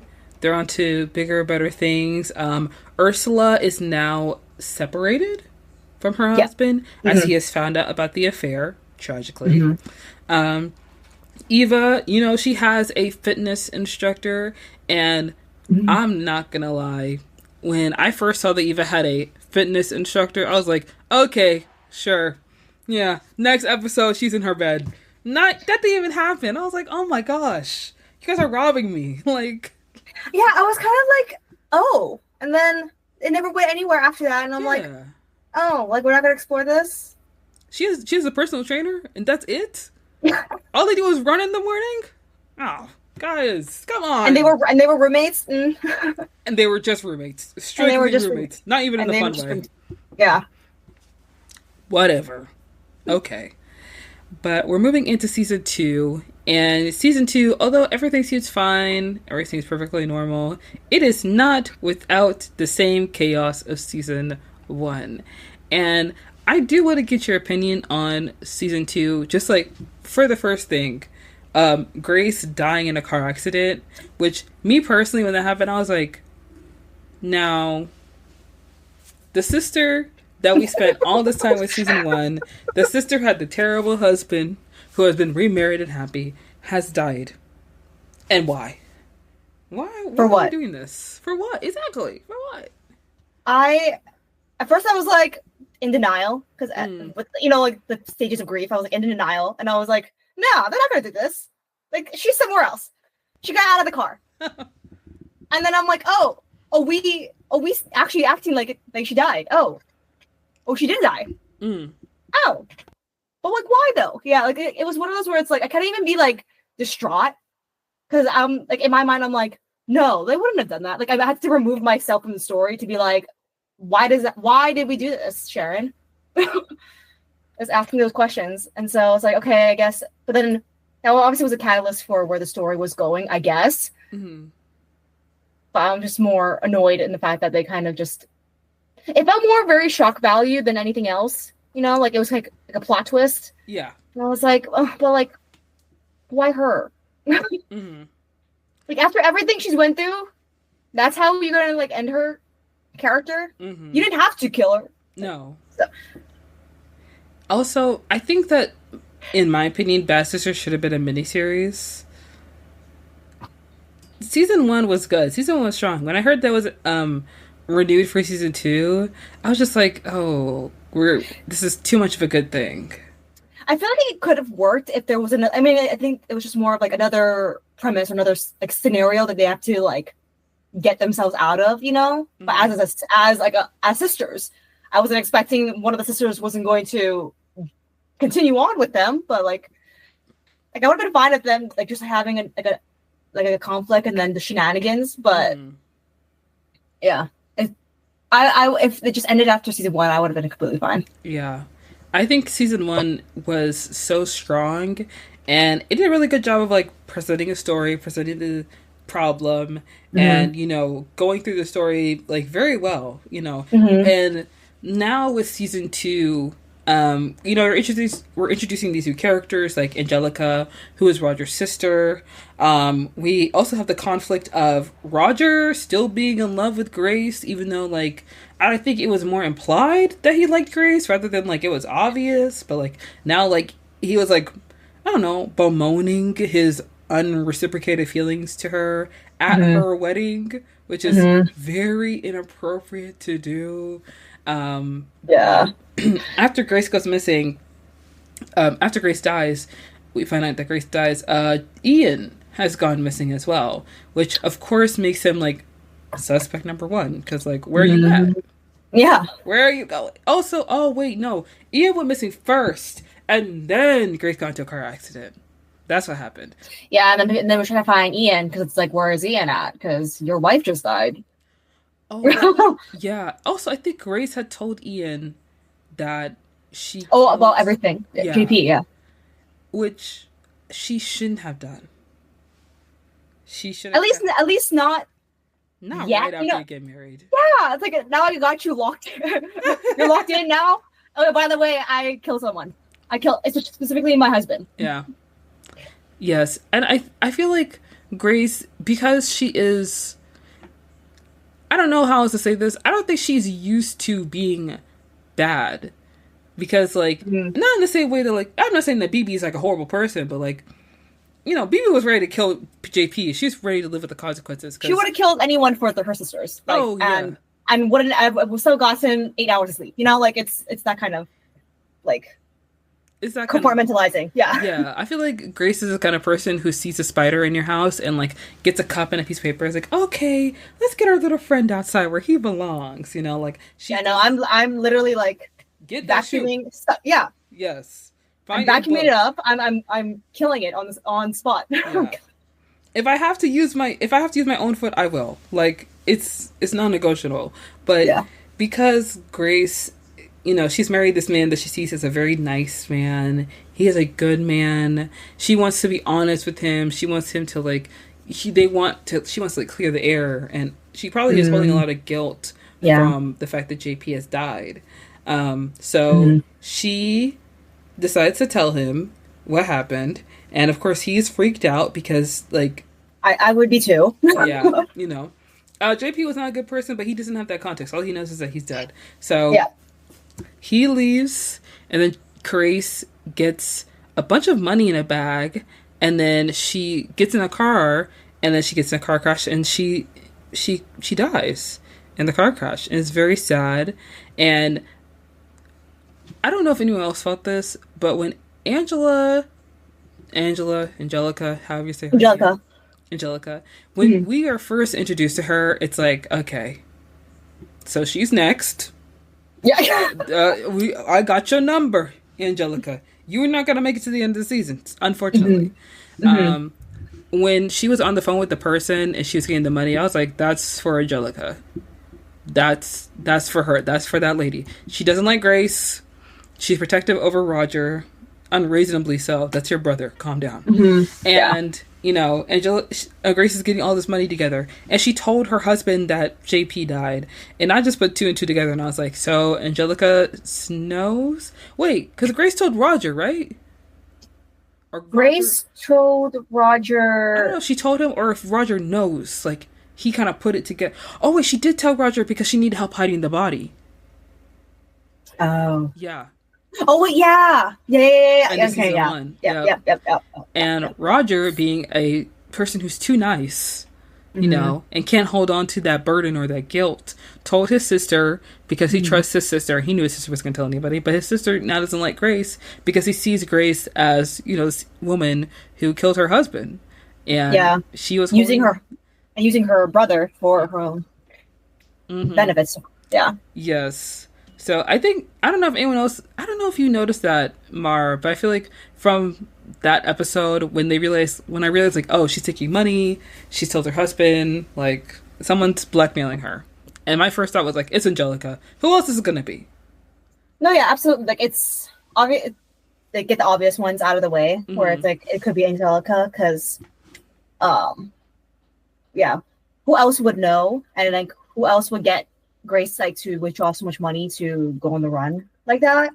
But yeah, I think this, and even where the story went with season 2 was really interesting as well too, because I wouldn't have anticipated it going that way. But then again, like with how season 1 went too, you can also see that as well. Because I think it was interesting that they kind of was pushing towards Angelica, and you're kind of like, oh, interesting how they are making Angelica kind of the main villain, I guess, of season 2. Especially, I think in the beginning, right, of season 2, we get a snapshot of a body, right, that they're trying to dump off of a cliff, and you're like, who is that? Who are they trying to get rid of? And you're thinking like, is that Angelica? They're trying to get rid of Angelica. So, that's interesting. Yeah. With Angelica, how do you feel about her character? Because I really like the actress who plays Angelica. Oh, yeah. I think she's a great actress. But Angelica's character, I think she's different from JP because JP's terrible. JP's a bad guy. We can all agree that he's awful. We can all agree that he deserves to die. But with Angelica, it's not that she's like bad, it's that she's annoying. You know? She's it was interesting with Angelica and like her trying to have like her motives of like kind of prying into the sisters' lives. I just felt like it wasn't, I don't know if it was a strong enough kind of motive for her to kind of like go about her like being in their business basically. Because like then again for the sisters, they're all their energy was focused on like making sure Angelica doesn't like squeal on what she knows about them and like with the surrounding GP's death and all of that. So yeah, it was interesting. I mean, like we just spent a few episodes kind of going down that path, which was like, okay, fine, like, I get it, you're trying to cover your basis on Angelica, but yeah, she was an interesting. She was if anything, she was going to be annoying. There's no other like clear motive for them to get rid of Angelica. Yeah, and with season 2, it's very different from season 1 because season 1 we're dealing with, the sisters want to kill JP.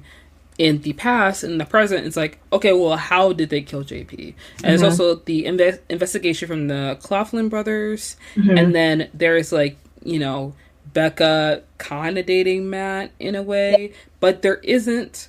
Everything is related to the central plot of like, who killed JP? How did we get there? How did he die? Season 2, it's different because you have the detectives finding JP's father's body in the lawn. You have Ian, who goes missing. You have Grace, who has died. You have Angelica, who's annoying. And there are all these different things that seem to be stemming as a result, like after JP's death, or just like as their life has continued on. And it feels like the story gets a bit messier because things are a lot less contained in season 2, in my opinion, at least, because as you continue watching the show, as you continue to see what's going on, it just keeps unraveling. Like Detective Loftus is trying to like investigate, you know, Grace's death. Ian has seemingly popped up. Oh my gosh, I can't even talk about Ian and Eva like without wanting to roll my eyes. Like, Eva, I love you so much, girl, but like we I can't defend you there. like, is he a handsome man? Yeah, but like he's also your sister. Your sister died. That's okay, her fresh, husband. like literally, like just fresh into the ground. Yeah, like you literally just put him in the ground. the like, worms haven't even gotten there yet, and you're already decomposition hasn't started yet. Yeah. You dig her up, she's still fresh. Her fate's still intact. Like, we can't be going this way. We can't be going down this road. I know grief makes people do crazy things, but not this crazy. Would you have done it? Would you sleep with your dead sister's husband? No. I mean, oh my god! Again, Ava, we can't be this lonely. Yeah, what happened to your fitness instructor? Like, yeah, I'm sure she's single. Live a little, girl. You're 50. Yeah. Oh. Crazy. But I think, I mean, with Ian, it was like, yeah. I mean, we should have known when he like left and then came back, because like, that was another thing where I was just like, where'd you go? Yeah. And why are you back now? And you're kind of just like Roman and like, yeah, like seducing your dead wife's sister that way. And it's just like, interesting choices are made post death. So now that you're a widower. So I think initially, I'm not sure if he picked up on this. I think he initially tried to do it with Becca. He was trying to get close with the sisters. Like, he was trying to get in with them because he saw like they're very close, they're very knit, and he saw like they're protective of their own. So he has to do whatever he can to get like as close with them as possible. Mm-hmm. So after a while, when he noticed it was working with, I don't know if he didn't notice because Becca had a boyfriend, so there's that. But I don't know if he intended to get close to Eva, but I feel like he saw that the attraction was there, and he was like, "Hey, whatever it takes," you know. Mm-hmm. Mm-hmm.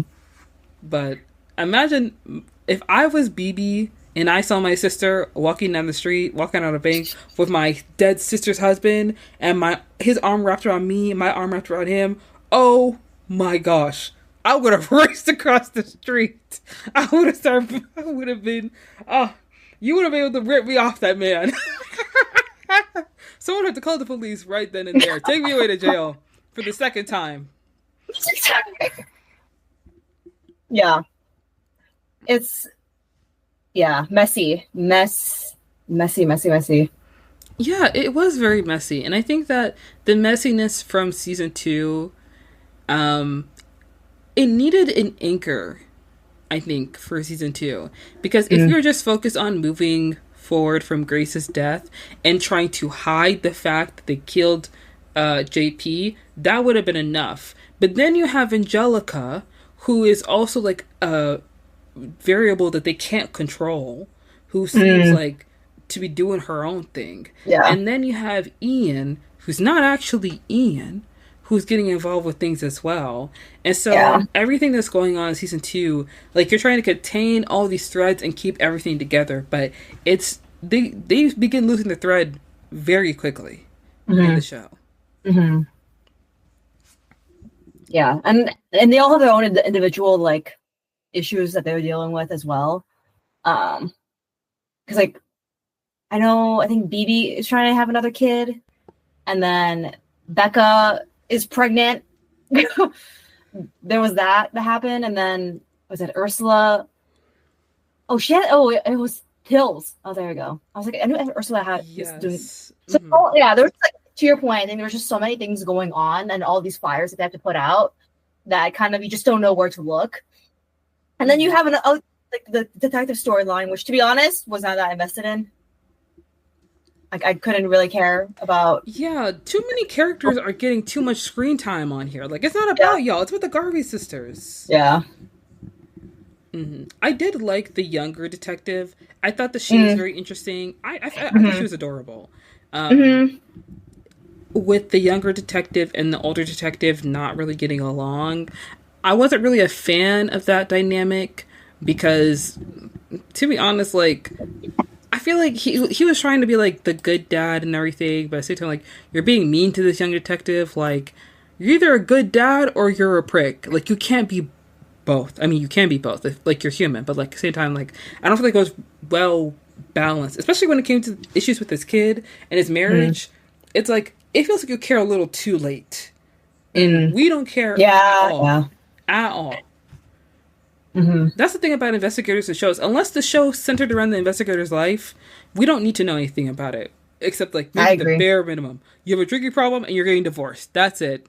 I don't have to meet your kid. Yeah. Unless you have some sort of, like, I think, personal connection to the case, then sure. But, yeah, it was very, like, far removed. Yeah, I have to agree with you there. And I don't think I was a really big fan of the ending for season 2. The way that everything started coming together near the end, and how apparently Grace found out that Ian wasn't who he said he was. This feels like all are like retconning things. Like, we're rewriting what happened. Like, there's too many things going on here. Like, we have to keep it a nice, thorough line in story. Like, I need to be able to follow what's going on because, like, you know, Ian is gone and then he's back and he's not Ian. And then we have Angelica, who's a nuisance, and then we kill her, but then guess what? She's not dead. Why not? Yeah. Someone's gotta die. Like, what's going on? You know? And she had brain trauma, but somehow she survived it. How? How did Angelica get out from the middle of the ocean? How does that happen? That lady is old. She is 70. She's able to walk and talk and blink. That's not possible. I know it's a TV show, but let's work within the realm of reality, please.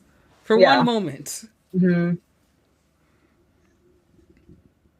Yeah, I also think even with the reveal of who Ian is and the double life that he was living, it was just like all of a sudden like another layer to it, and you're just like, oh, okay. And then finally I think it kind of just ramped up like very suddenly that Ian is this terrible person who has just been scamming Grace and all that. So it built up like all too suddenly for me, and then kind of it resolving too quickly, like shortly after. Yeah.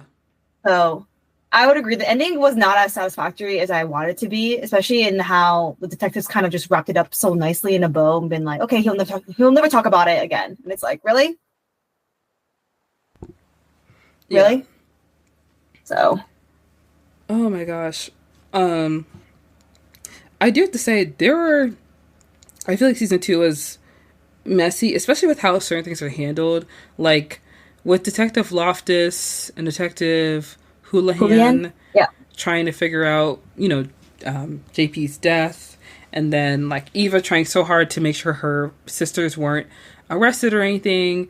There were so many times in season 2 where like we're all crossing wires here. Like we're all the miscommunication is killing me at this point. Like when Eva went to the detectives to try and clear her sisters, and then she accidentally revealed like that Angelica was blackmailing Grace, and like gave the motive for the sisters to have killed Angelica, and it's like, oh, but guess what? Angelica isn't dead. She's just floating in the seas. Everything's fine. It's like, no. Where are the consequences for our actions? Like, yeah, it's true. They're trying to fix everything up, and it's not looking good. And when Ian like fully disappears after getting Blonnard's college fund, I was just like, girl, nah, don't we feel the stupid? fact that oh my god, the fact that Eva, again, can't defend Eva in these decisions that she made, but the fact that she literally like went with Ian to the bank to withdraw all of that money, like you really were like, instead of like because her mom and dad, mind you, died, and let me give the money to your mom's new husband. instead of just you holding it on to it because you're, the blood aunt. Like, that was wild.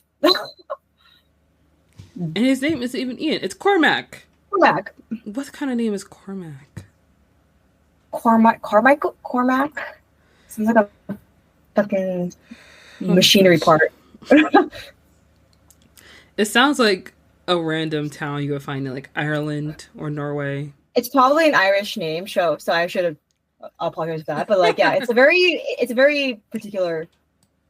Yeah, it's masculine name of Irish origin. That means son of a charioteer, son of the raven, son of corruption. There we go. Yes, but in the finale, Ian, he confronts the sisters. One thing that actually like breaks my heart so much is how Blonard is. This is something. This show is very subtle when it shows the relationships between women and men. Seeing how Eva, who is someone who's very protective of her sisters, but doesn't really like have anyone personally for herself, doesn't have a lot of relationships, she works a lot. So Ian being someone who is like, who also knew Grace, who's also dealing with the same grief, who is also probably feeling very lonely, and they connect through that. And of course that connection leads to something romantic. Although she knows that she probably shouldn't pursue this, she also has the kind of like feeling that like, I've protected my sisters, I've been the mom, I've been raising you, like I deserve something good in my life. Like I know this may look bad, I know this may make me seem like a bad person, but like I've killed someone before, so this can't be as bad as you're making it out to be. Like that's her attitude towards it.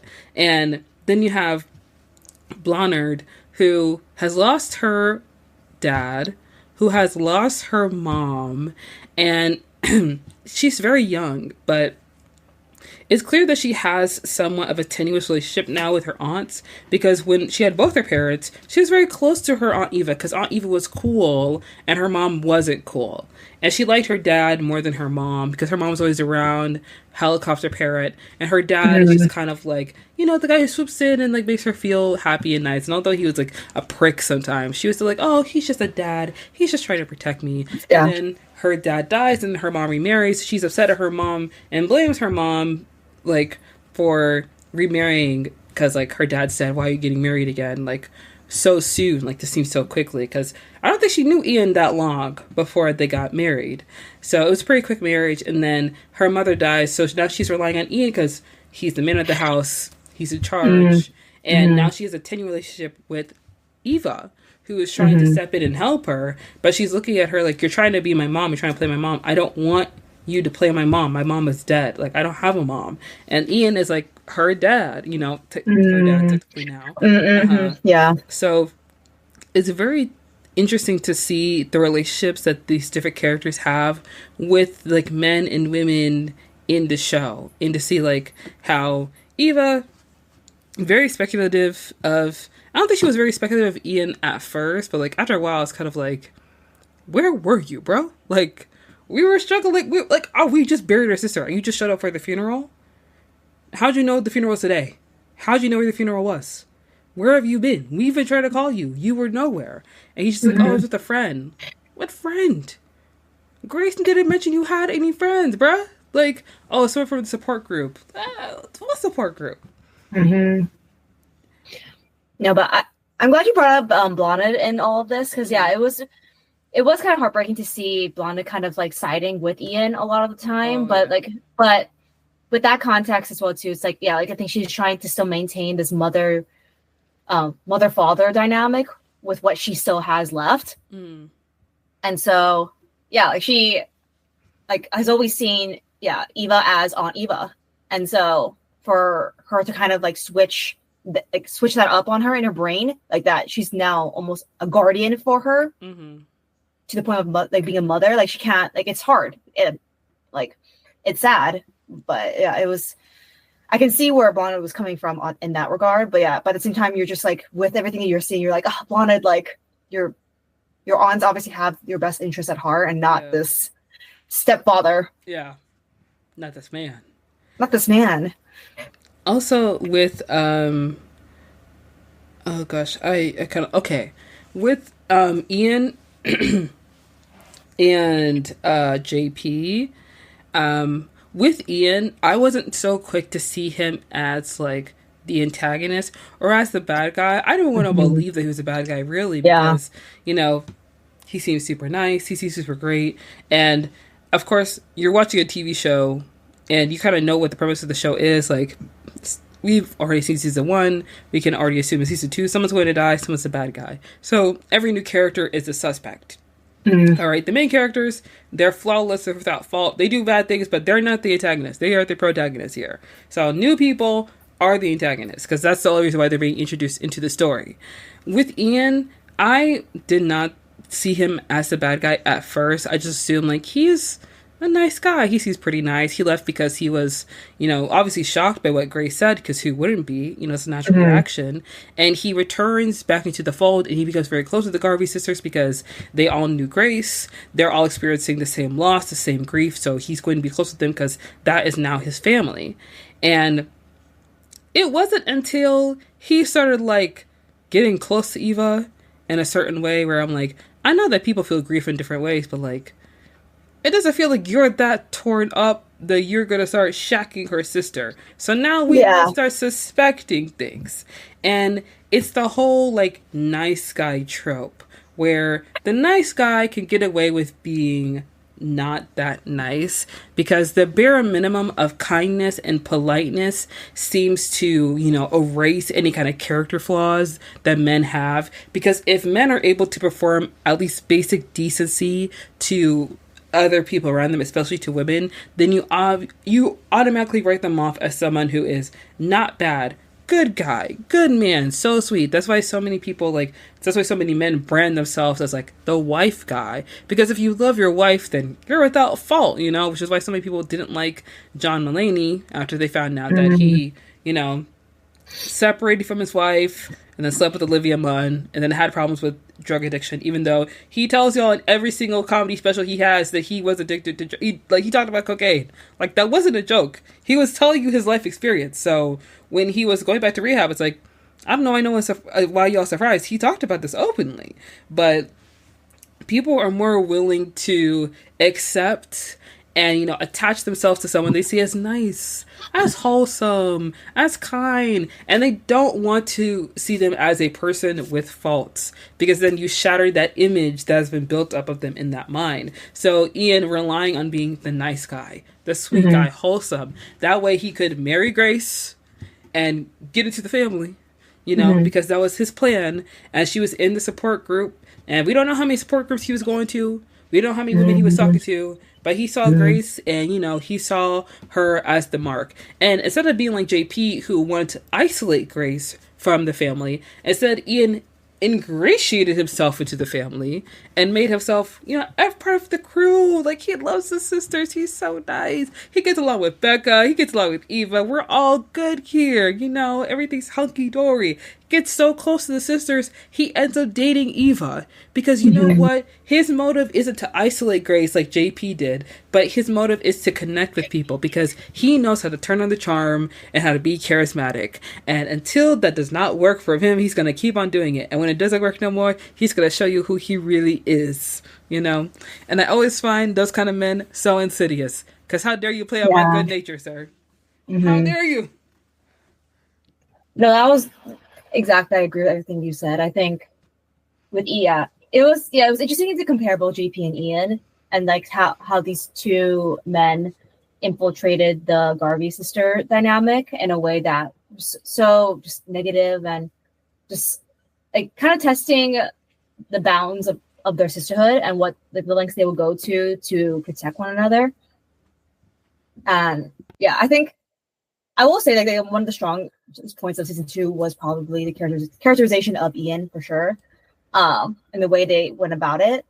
Um, I wish they got to it sooner. Again, to my earlier point, I think it kind of just was sprung on us that, oh yeah, it's the tip of the iceberg, that there's all this like past that he has that was revealed to us later, like in the last like few episodes or so. But yeah, Ian was interesting. The way the story went about like us thinking that, oh, Angelica's the problem, but it's also like, no, I mean, she was a problem, but not as the problem. You know, Ian was the problem. But Mm-hmm. even then, though, too, it's like I hated that Grace kind of died because it was just an accident. You know, like it was just there's nothing beyond.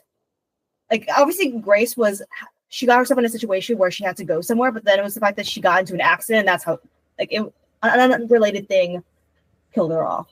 Mm-hmm. That part I was kind of like, oh man, that sucks. I think it would have been interesting to keep Grace alive to see if she Yeah. would have been. I want to see if she would have been all right with killing Ian. You know, I mean, she killed her first husband, but like that was, heat of the moment. I feel like when she killed JP, that was really just like, obviously, the straw that broke the camel's back. You know, all the things she like excused him for or like forgave him for. You know, like him giving BB the making BB lose sight in one eye. Him like reneging on Becca's business deal, and then finding out about. I don't think she ever found out about the affair. I don't think she found out about Ursula's affair until like after JP died. Oh, maybe. Yeah. Yeah. But finding out about Eva, I feel like was the straw that broke the camel's back, because she was just, I'm not forgiving you anymore. I'm done. I'm actually tired of this. This is sick. And I haven't had sex in years. Like, I know that's how she felt. So. I just wonder if like they would have found out about Owen/Carmack if Ian. If oh my god. You said Owen. No, the actor's name is Owen. I see his face, and it was no. You're right. Ian/Cormac. Sorry. Yeah. Let me reel back in. I wonder if they would have found out who Ian was if Grace didn't die. You know, like if the chain of events would have unraveled that way. If would there have been a way for Grace to have like figured out like who her husband really was if she didn't remove herself, or if she wasn't removed from the equation?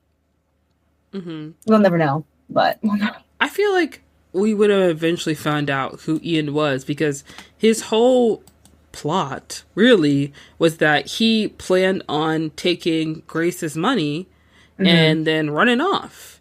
So I feel like eventually they would have been able to, figure out who he was. And I would have liked to have seen all 5 of the sisters take part in a murder plot. I feel like that would have been really interesting. Yeah. I agree. I do. Oh my gosh. It's so funny how in this season, literally 2 people we think are dead. We think they died. And guess what? Not dead. Not dead. Not dead. Not close. Like Angelica found floating.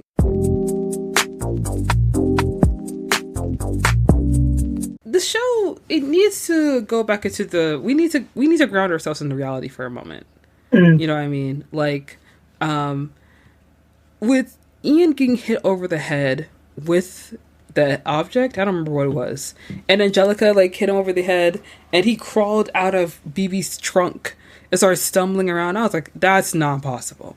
That's not possible. There's no way. There's no how. Somebody please, please. Like, I know Angelica is not weak. She may be old, but like, that lady is not frail. Yeah. The finale wrapped up a lot of stuff in like a pretty short time frame. Yeah.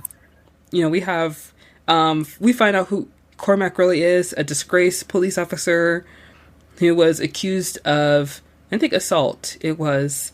And, Detective Hooligan wanted to go after him, and her boss is like, you don't want to do that because we don't go after our own. And of course, Detective Loftus, who is now retired and doesn't care anymore, but he actually like, she went to go visit him. Detective Hooligan went to go visit Ian in the hospital, and Detective Loftus was like, listen, what you're not going to do is bother the Garvey sisters ever again. You're going to give back their money, and you're going to go back to where you came from. That's what you're going to do. Which obviously shows like the power dynamics, because Ian was not taking Detective Houlihan seriously because he didn't care. And I love seeing that Detective Loftus came in and stood up for her, because at the beginning of the season, he was acting like he couldn't even pronounce her last name, which wasn't even that hard to say. It's Houlihan, But it's nice to see that he, had his little redemption arc and decided to do that one last good thing You I know, know. before he completely hangs up, gives in his badge and his gun. And then the girls can say goodbye to Grace and, lay her to rest, finally. Which is very sad. But I have to say, I don't think I need a season 3. You need a season 3, or you don't want a season? I don't need season 3.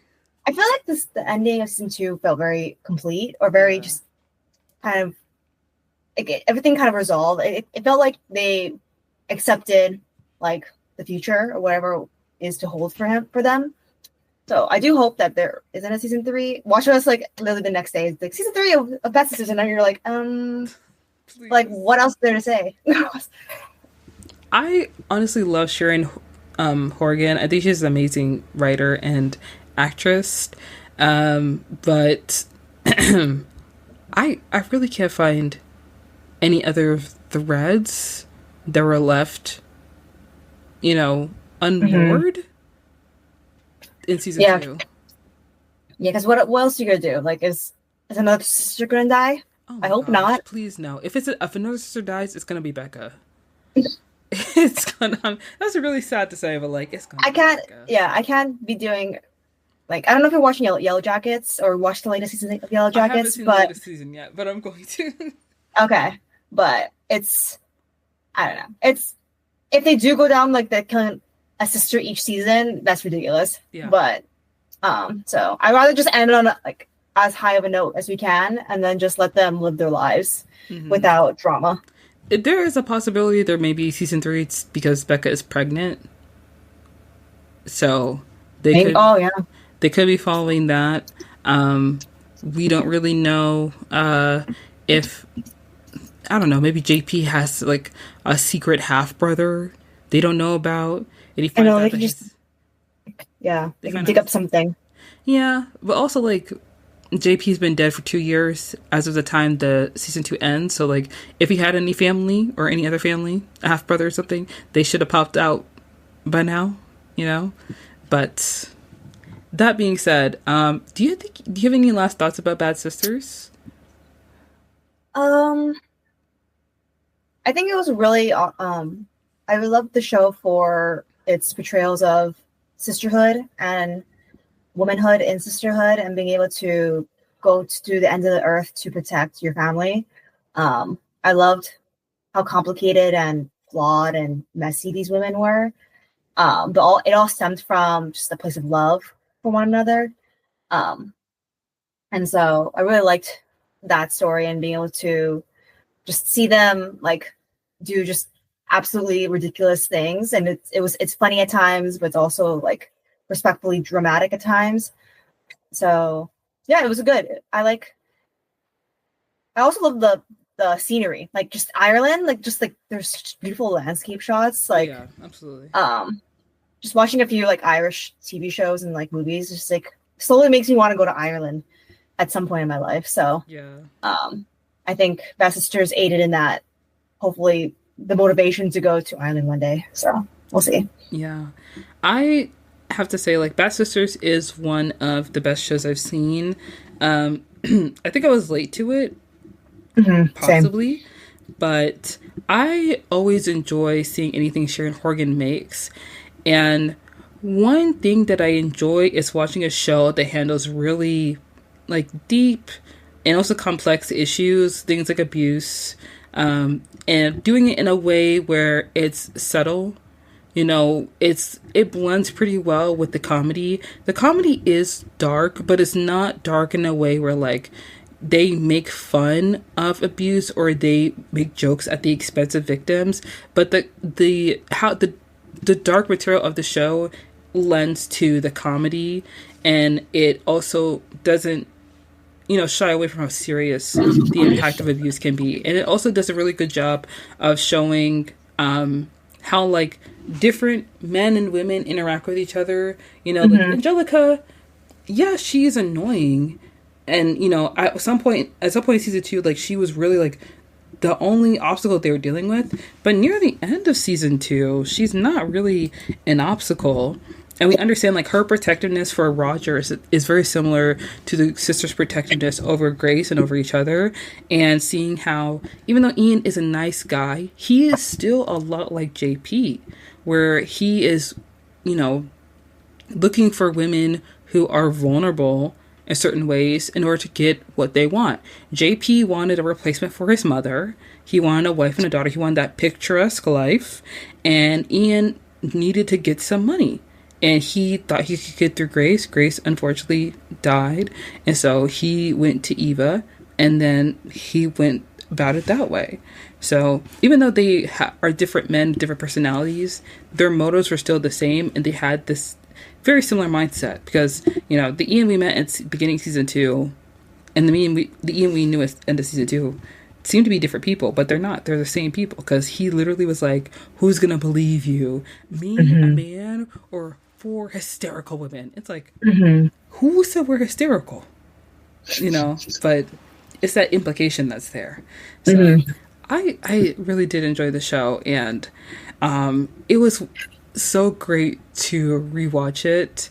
But if there is a season 3, I will not be watching season 3. I do not care about Becca's baby, okay? I'm sure the baby will be fine, but we know that Eva is the person who will be raising that kid for the most part. And as much as I like the actor, I don't understand why Matt was included in season 2. It felt like, you know, the show wanted to kind of hint at the Becca-Matt thing, but like, she literally has a boyfriend, so why is he here? You know what I mean? And I don't even remember the boyfriend's name most of the time. He felt very like, it just felt very, you know when you watch a romance movie and the love interest is like a well-known actress and the person that she's dating is like some guy? You know? Yeah. Like Leap Year, you know, the love interest is Amy Adams and then the other dude is just a guy. You know? We're not here for the guy, we're here for Amy Adams. That's how it felt. It's like, he's just a guy. Why is he here? I don't care if the baby's yours. Like, yeah. There are too many people in the season, but yeah, I digress. Yes, so that is our review on Bad Sisters. So we're going to go ahead and wrap up the episode with the last segment, which is Watch Lists, where we talk about, you know, movies and TV shows that we're excited to see that are either coming out soon or already out that we're just putting on our watch list. A couple of things I have on my watch list. First of all, The Amateur, which I don't think it's Rami Malek's. I don't know if Rami Malek. Correct me if I'm wrong, but I don't think Rami Malek has done a lot of things since Bohemian Rhapsody. And I might be incorrect in saying this. Maybe I haven't been following his career closely enough, but it looks like The Amateur is like his next movie where he is the lead. And it's very different from other things. Not that different from other things I've seen him in, but I'm very excited to watch it. I think it'll be very interesting. I really wish that people would go see The Amateur in theaters instead of Warfare, because we need to stop giving Alex Garland money. Please stop giving that man money. Somebody tell him to go back home to the UK and make movies about UK history. Like, making a film about the Iraq War with actors who don't even know who Dick Cheney is crazy to me.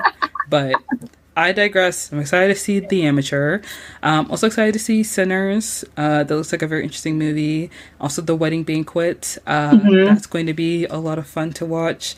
I'm so happy that The Banquet got a wide release, because I remember seeing the trailer for it and I was just like, please, Lord, do not let this play at that one independent theater that's 30 miles away from me. And I see this has a very wide release so far, so I need to see the theaters before they put it on streaming, because they like to play in my face. And there's that. And then there's also an anime a friend recommended to me. Because I'm really into anime and I really love like My Hero Academia. So there is this like prequel series of My Hero Academia called Vigilantes that I think just got released. So I'm excited to watch that because I love that. And I've been rereading the manga. So I've been getting into that. Yeah. Nice. What are you excited to watch, Mar? I think you said a few already. I think Sinners has been my most highly anticipated movie as of now. That one and like Week 17 were also really high on my list. But yeah, Sinners right now this week I'm really excited for. Wedding Banquet I'm really excited for. On the television side, I think I mentioned earlier, like the studio is really good. So Mm-hmm. um, definitely looking forward to more episodes of that. I think of what else. Also, I And need to watch The Pit because everyone keeps talking about yes, that oh my show. gosh, yes. Please watch The Pit. Please watch The Pit. I came well not late to it, but like I know there was a few episodes out already, and then started.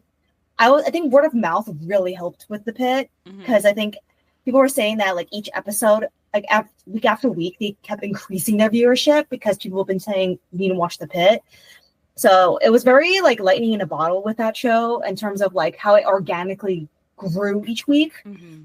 Um, it's really I'm not a big medical drama person. Yeah.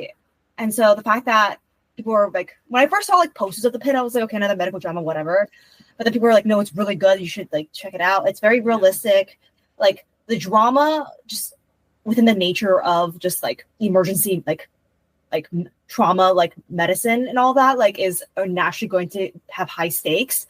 So like you don't have to have over dramatized like backstories of all these doctors and like create like unnecessary like I'm not trying to shade Grey's Anatomy, sorry, but like it's just like all that. So like those very just that organically dramatic because of just the nature of what all doctors are doing.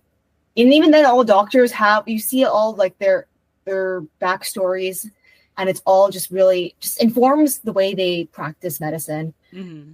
And it's just also the format of it, like each hour. So people have argued too, like maybe the binge format is good with The Pit because each episode is an hour of a shift. So Okay. you get to see like 15 hours in 15 episodes. And Oh. you probably will be very just drained because the doctors are drained after 15-hour shift and all the shit that happens in 15 hours for them. So highly recommend The Pit for sure. Now that all the episodes are out already, so you can actually Binge watch it. from beginning to end. Yeah. Awesome. You know what? You mentioned that you like K dramas. There was Yes. one on Netflix that I watched recently that I really Oh, liked. It's called The Trauma Code. Have you heard of it? Trauma Code. I have not heard of this one. Okay, so it is a show about Bake. That's probably not gonna say his name. Baek. Baek. He is Okay. this doctor who has fought in like who has like worked on war zones and stuff like that. And Okay. essentially, South Korea, they have this crisis going on in the show where there aren't enough trauma centers, and Oh. the head of the Ministry of Medicine, something like that, health and medicine, she's Hmm. basically just like, we need trauma centers in these big hospitals. Like, you guys have all this money, but you don't have a trauma center. And one, that Hmm. doesn't work. So Hmm. she decides to hire this guy to come work in this hospital that is very well known in Korea. It makes a lot of money, has a lot of really top doctors. It has a trauma center, but it's not one that's really up and running because a lot of the doctors that work there go on rotation whenever someone's brought into the Mm, trauma center. So it's yeah. never someone designated to the trauma center to work there. And Yeah. they're all just kind of like switching out shifts. And the anesthesiologists don't want to come when they're called to the trauma center. Like they're all kind of lazy. So he has like this very unorthodox way of doing things. Like Mm, first episode, they bring someone in who needs to have surgery done immediately. He like pulls a knife out of someone's body. He immediately starts to do surgery. The doctors are looking at him like, who is this guy? What is he doing? He's in a suit. Like he is dressed to the nines. He looks nice.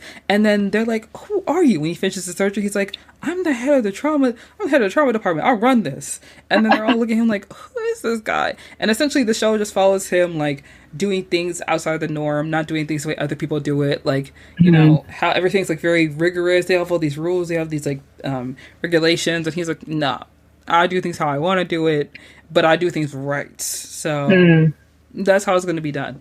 And the show, it doesn't focus a lot on like interpersonal relationships. I feel like a lot of K dramas do. It focuses mainly on like the medical side of it, okay. but that's Yeah. not without the drama. Of course. Yes, it's really Okay. good. I'll say one my mom has watched it because she is definitely more exposed. Or she watches a lot more Korean dramas on Netflix Uh huh. like recently. I I know the actor. I've seen the actor in a few dramas as well too. So he's a good one. Mm. Okay. Yeah. I think the actress who plays the minister, of like Mm-hmm. medicine or whatever. I've seen her in a couple of things. I Let recognize me her from see. the. I saw a trailer for it because I watch a lot of K dramas and I watch trailers about it on YouTube to like find new ones. Also, there's one called The Trunk that has an I actor watched that from. one. Is Yeah. it good? Oh Um, no! Don't make that face. I was actually gonna it's watch funny it. because like I ended up watching The Trunk because obviously Gong Yu was in it, who Yeah, is the the actor oh from my God, why Squid am I Game. the actor from Squid Game. He's Yeah, the what's the name? What's his name? He's I don't know. the guy in the suit. I'm gonna Yeah, call him suit guy yeah. just for the purpose of this.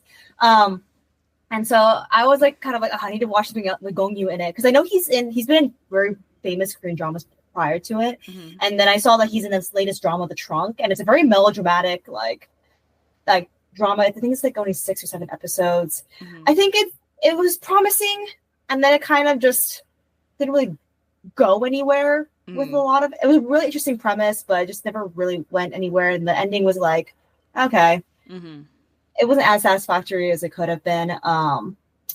At least I've seen him in better things. Let's just say Okay. that. Um, but yeah, it was yeah. Yeah, I've been trying to get into more K dramas, but like, Okay, I think Netflix is the only place where I really watch them. I know there are a few on Hulu, but not let as me. many. Have you heard of Marry My Husband? It's on Amazon. Do you have it Prime Video? I have seen that on Prime Video. It's been recommended to me. Yeah, that one is a that like if you want drama, Hmm. drama is oozing out of that one. It's the premise is very crazy. Mm. It's kind of some Korean dramas kind of play into they call it like supernatural elements as well too. This one like kind of like plays into that too, where this woman like is like basically gets killed off by her just abusive husband, and then all of a sudden like something supernatural happens where she goes back in time and then is able to kind of rewrite history for herself to allow her to make better decisions of like not be in this abusive relationship and not trust certain friends that helped her go down that road. And Hmm. so it's crazy. Like, and then if we want to talk about like characters that you like, like a JP character who just absolutely hate, you just want to just it to just end for him. Mm. There's a character in Marry My Husband who has that same energy where you're just like, I need to know how you end. like I just need to know now, like how, like, and it kind of builds up to how it will end for them. Hmm. You're like, it can't come soon enough. So Right. I think Marry My Husband's a good one. It's full of drama. It's full of just the lovey-doveyness that you expect from Korean dramas as well. So, and it's some good like actress. Park Min Young is a one of kind of a big Korean drama name. So Hmm. she's the star in it. Um, so I think it's 16 episodes. Okay. 16 episodes. I think I saw Park Min Young in the show called Busted on Netflix. I think you were the Busted. person that recommended it on YouTube, on TikTok. Busted. Busted. Basically, someone recommended it to me on YouTube. No, on TikTok. And basically, it was just like, if you don't want to watch Squid Games, but you want to show similar to Squid Games, you should watch Busted. Okay. Because it's a show where, like, comedians and actors, so South Korean comedians and actors are kind of playing in the show like detectives. And they're trying Oh, to okay. uncover this mystery. The show is very funny. The sets are incredible. The mysteries Oh. are so good. They're so well done, well written, and Ooh. it's actually like very Oh yeah, yeah. interesting. She's in Bust. Yeah. So it stars Yoo Jae Suk is like this really huge like like variety show like Yeah. comedian. Like okay. Lee Kwang Soo, yeah. A lot of them. Park Min Young's in it. Sehun, he's a K-pop star. So Hmm. okay. Lee Sung Gi is also okay. Well, it's a very star-studded cast that at least I'm aware of. Yeah, When I was looking up the cast after I watched the show, I was like, "Oh, these people are it's really like a popular." murder mystery. You said, or It like a is. It is like a murder mystery. It's okay. the mysteries are very well written. It's obviously like kind of like fake, but when you're watching Mm-hmm. they do take it very seriously. They Okay. do treat it like it's for real. Like people are actually dying. You know. Okay. Yeah, it's This really looks good. fun. I love a good murder mystery. I haven't watched a Korean drama murder mystery, Hmm. so okay, I'll add it to the watch list. Yeah, it's 2 seasons, and I love to rewatch it from time to time. Let me see. Oh wait, there's another show I thought of. Have you ever heard of the show called The Devil's Plan? Devil's Plan. I don't It's think I on have. Netflix, and Okay. it's like Busted, but it's different. It has, I think, 12, maybe 10 um, Korean like presenters, actors, maybe even Oh, it's a doctors and reality show. Okay. lawyers. Yeah, it's a reality show, and they're trying to solve these very difficult puzzles, and they win Ooh. this cash prize at the end. I think it's maybe like $500,000 USD. So it's obviously something different in their currency. Mm. But they're basically trying to like solve these like very difficult puzzles. It's such a good show. It got renewed for season 2, and Oh. Justin Min from Umbrella Academy, he's going to be in season 2. Oh wow. Yeah. Oh, good for him. Yeah, season 1, I was watching it, I was like, this is actually insane. Oh, Because so they're just all playing games, and then whoever wins at the end gets the prize. Okay. it's similar to Busted, where like the production is like top quality. Like the Oh wow. games, the things that they're doing. I think the first episode they're playing something similar to Mafia, and Ooh. all the sets, the design, the production, very high quality, very well done, very Mm. intricate. It's really good. And the way that the contestants talk to each other and the way they try to like understand the game and play the game is incredible. Interesting. Yeah. Look at you recommending me Korean drama stuff. Oh my gosh. What's that name? Like that like a person who's into like Korean things but they're not Korean. Oh Oh, what? Karibu. Oh yeah. Korean. Karibu. Yeah. Yeah, guilty. I okay. Literally. I'm just like writing these down just so. Oh yeah, Okay. I'll read this absolutely. one. I'm going to check out Marry My Husband. I'll let you know if I Yes, let watch me it. know. Let me know. It's been a while since a Korean drama would like make me like emotion. Like I get emotionally invested into a Korean drama where I'm like, oh my god, I hate these people. Yeah. Like, and in a good way in terms of like I'm invested in the story. Hmm. Korean dramas would just be so melodramatic where you're just like, oh, This like is too there's like, much. yeah, it's like a clear villain and you just want to prey on their downfall and Yeah. it's taking too long. You know, I need immediate satisfaction of like when they're going to fall. Yeah. Oh my gosh. So, Mar, where can people find you if they want to look you up on the internet somewhere? Yeah, of course I'm on TikTok at Marisa 2022. I'm also on Instagram. I'm trying to get into YouTube Shorts as well too. I'm on Threads. I'm also on Letterbox as well and Serialized, which is the TV version of Letterbox. So I'm anywhere where you, I guess, can talk about movies and TV shows and like review them and kind of have that social community around it. So, but yeah, just any of those places, just talking and yapping. Awesome. Guys, don't forget to check out Mar on all her socials. They will be linked down below. Don't forget to follow us on all our socials as well. You know, subscribe to our YouTube, subscribe to the Patreon, guys. And don't forget to tell your friends and family about your new favorite podcast. I've been meaning to watch that. I'm your host, Monica, and I'll see you guys again with a new topic, a new guest like we do every single week. Bye. Bye.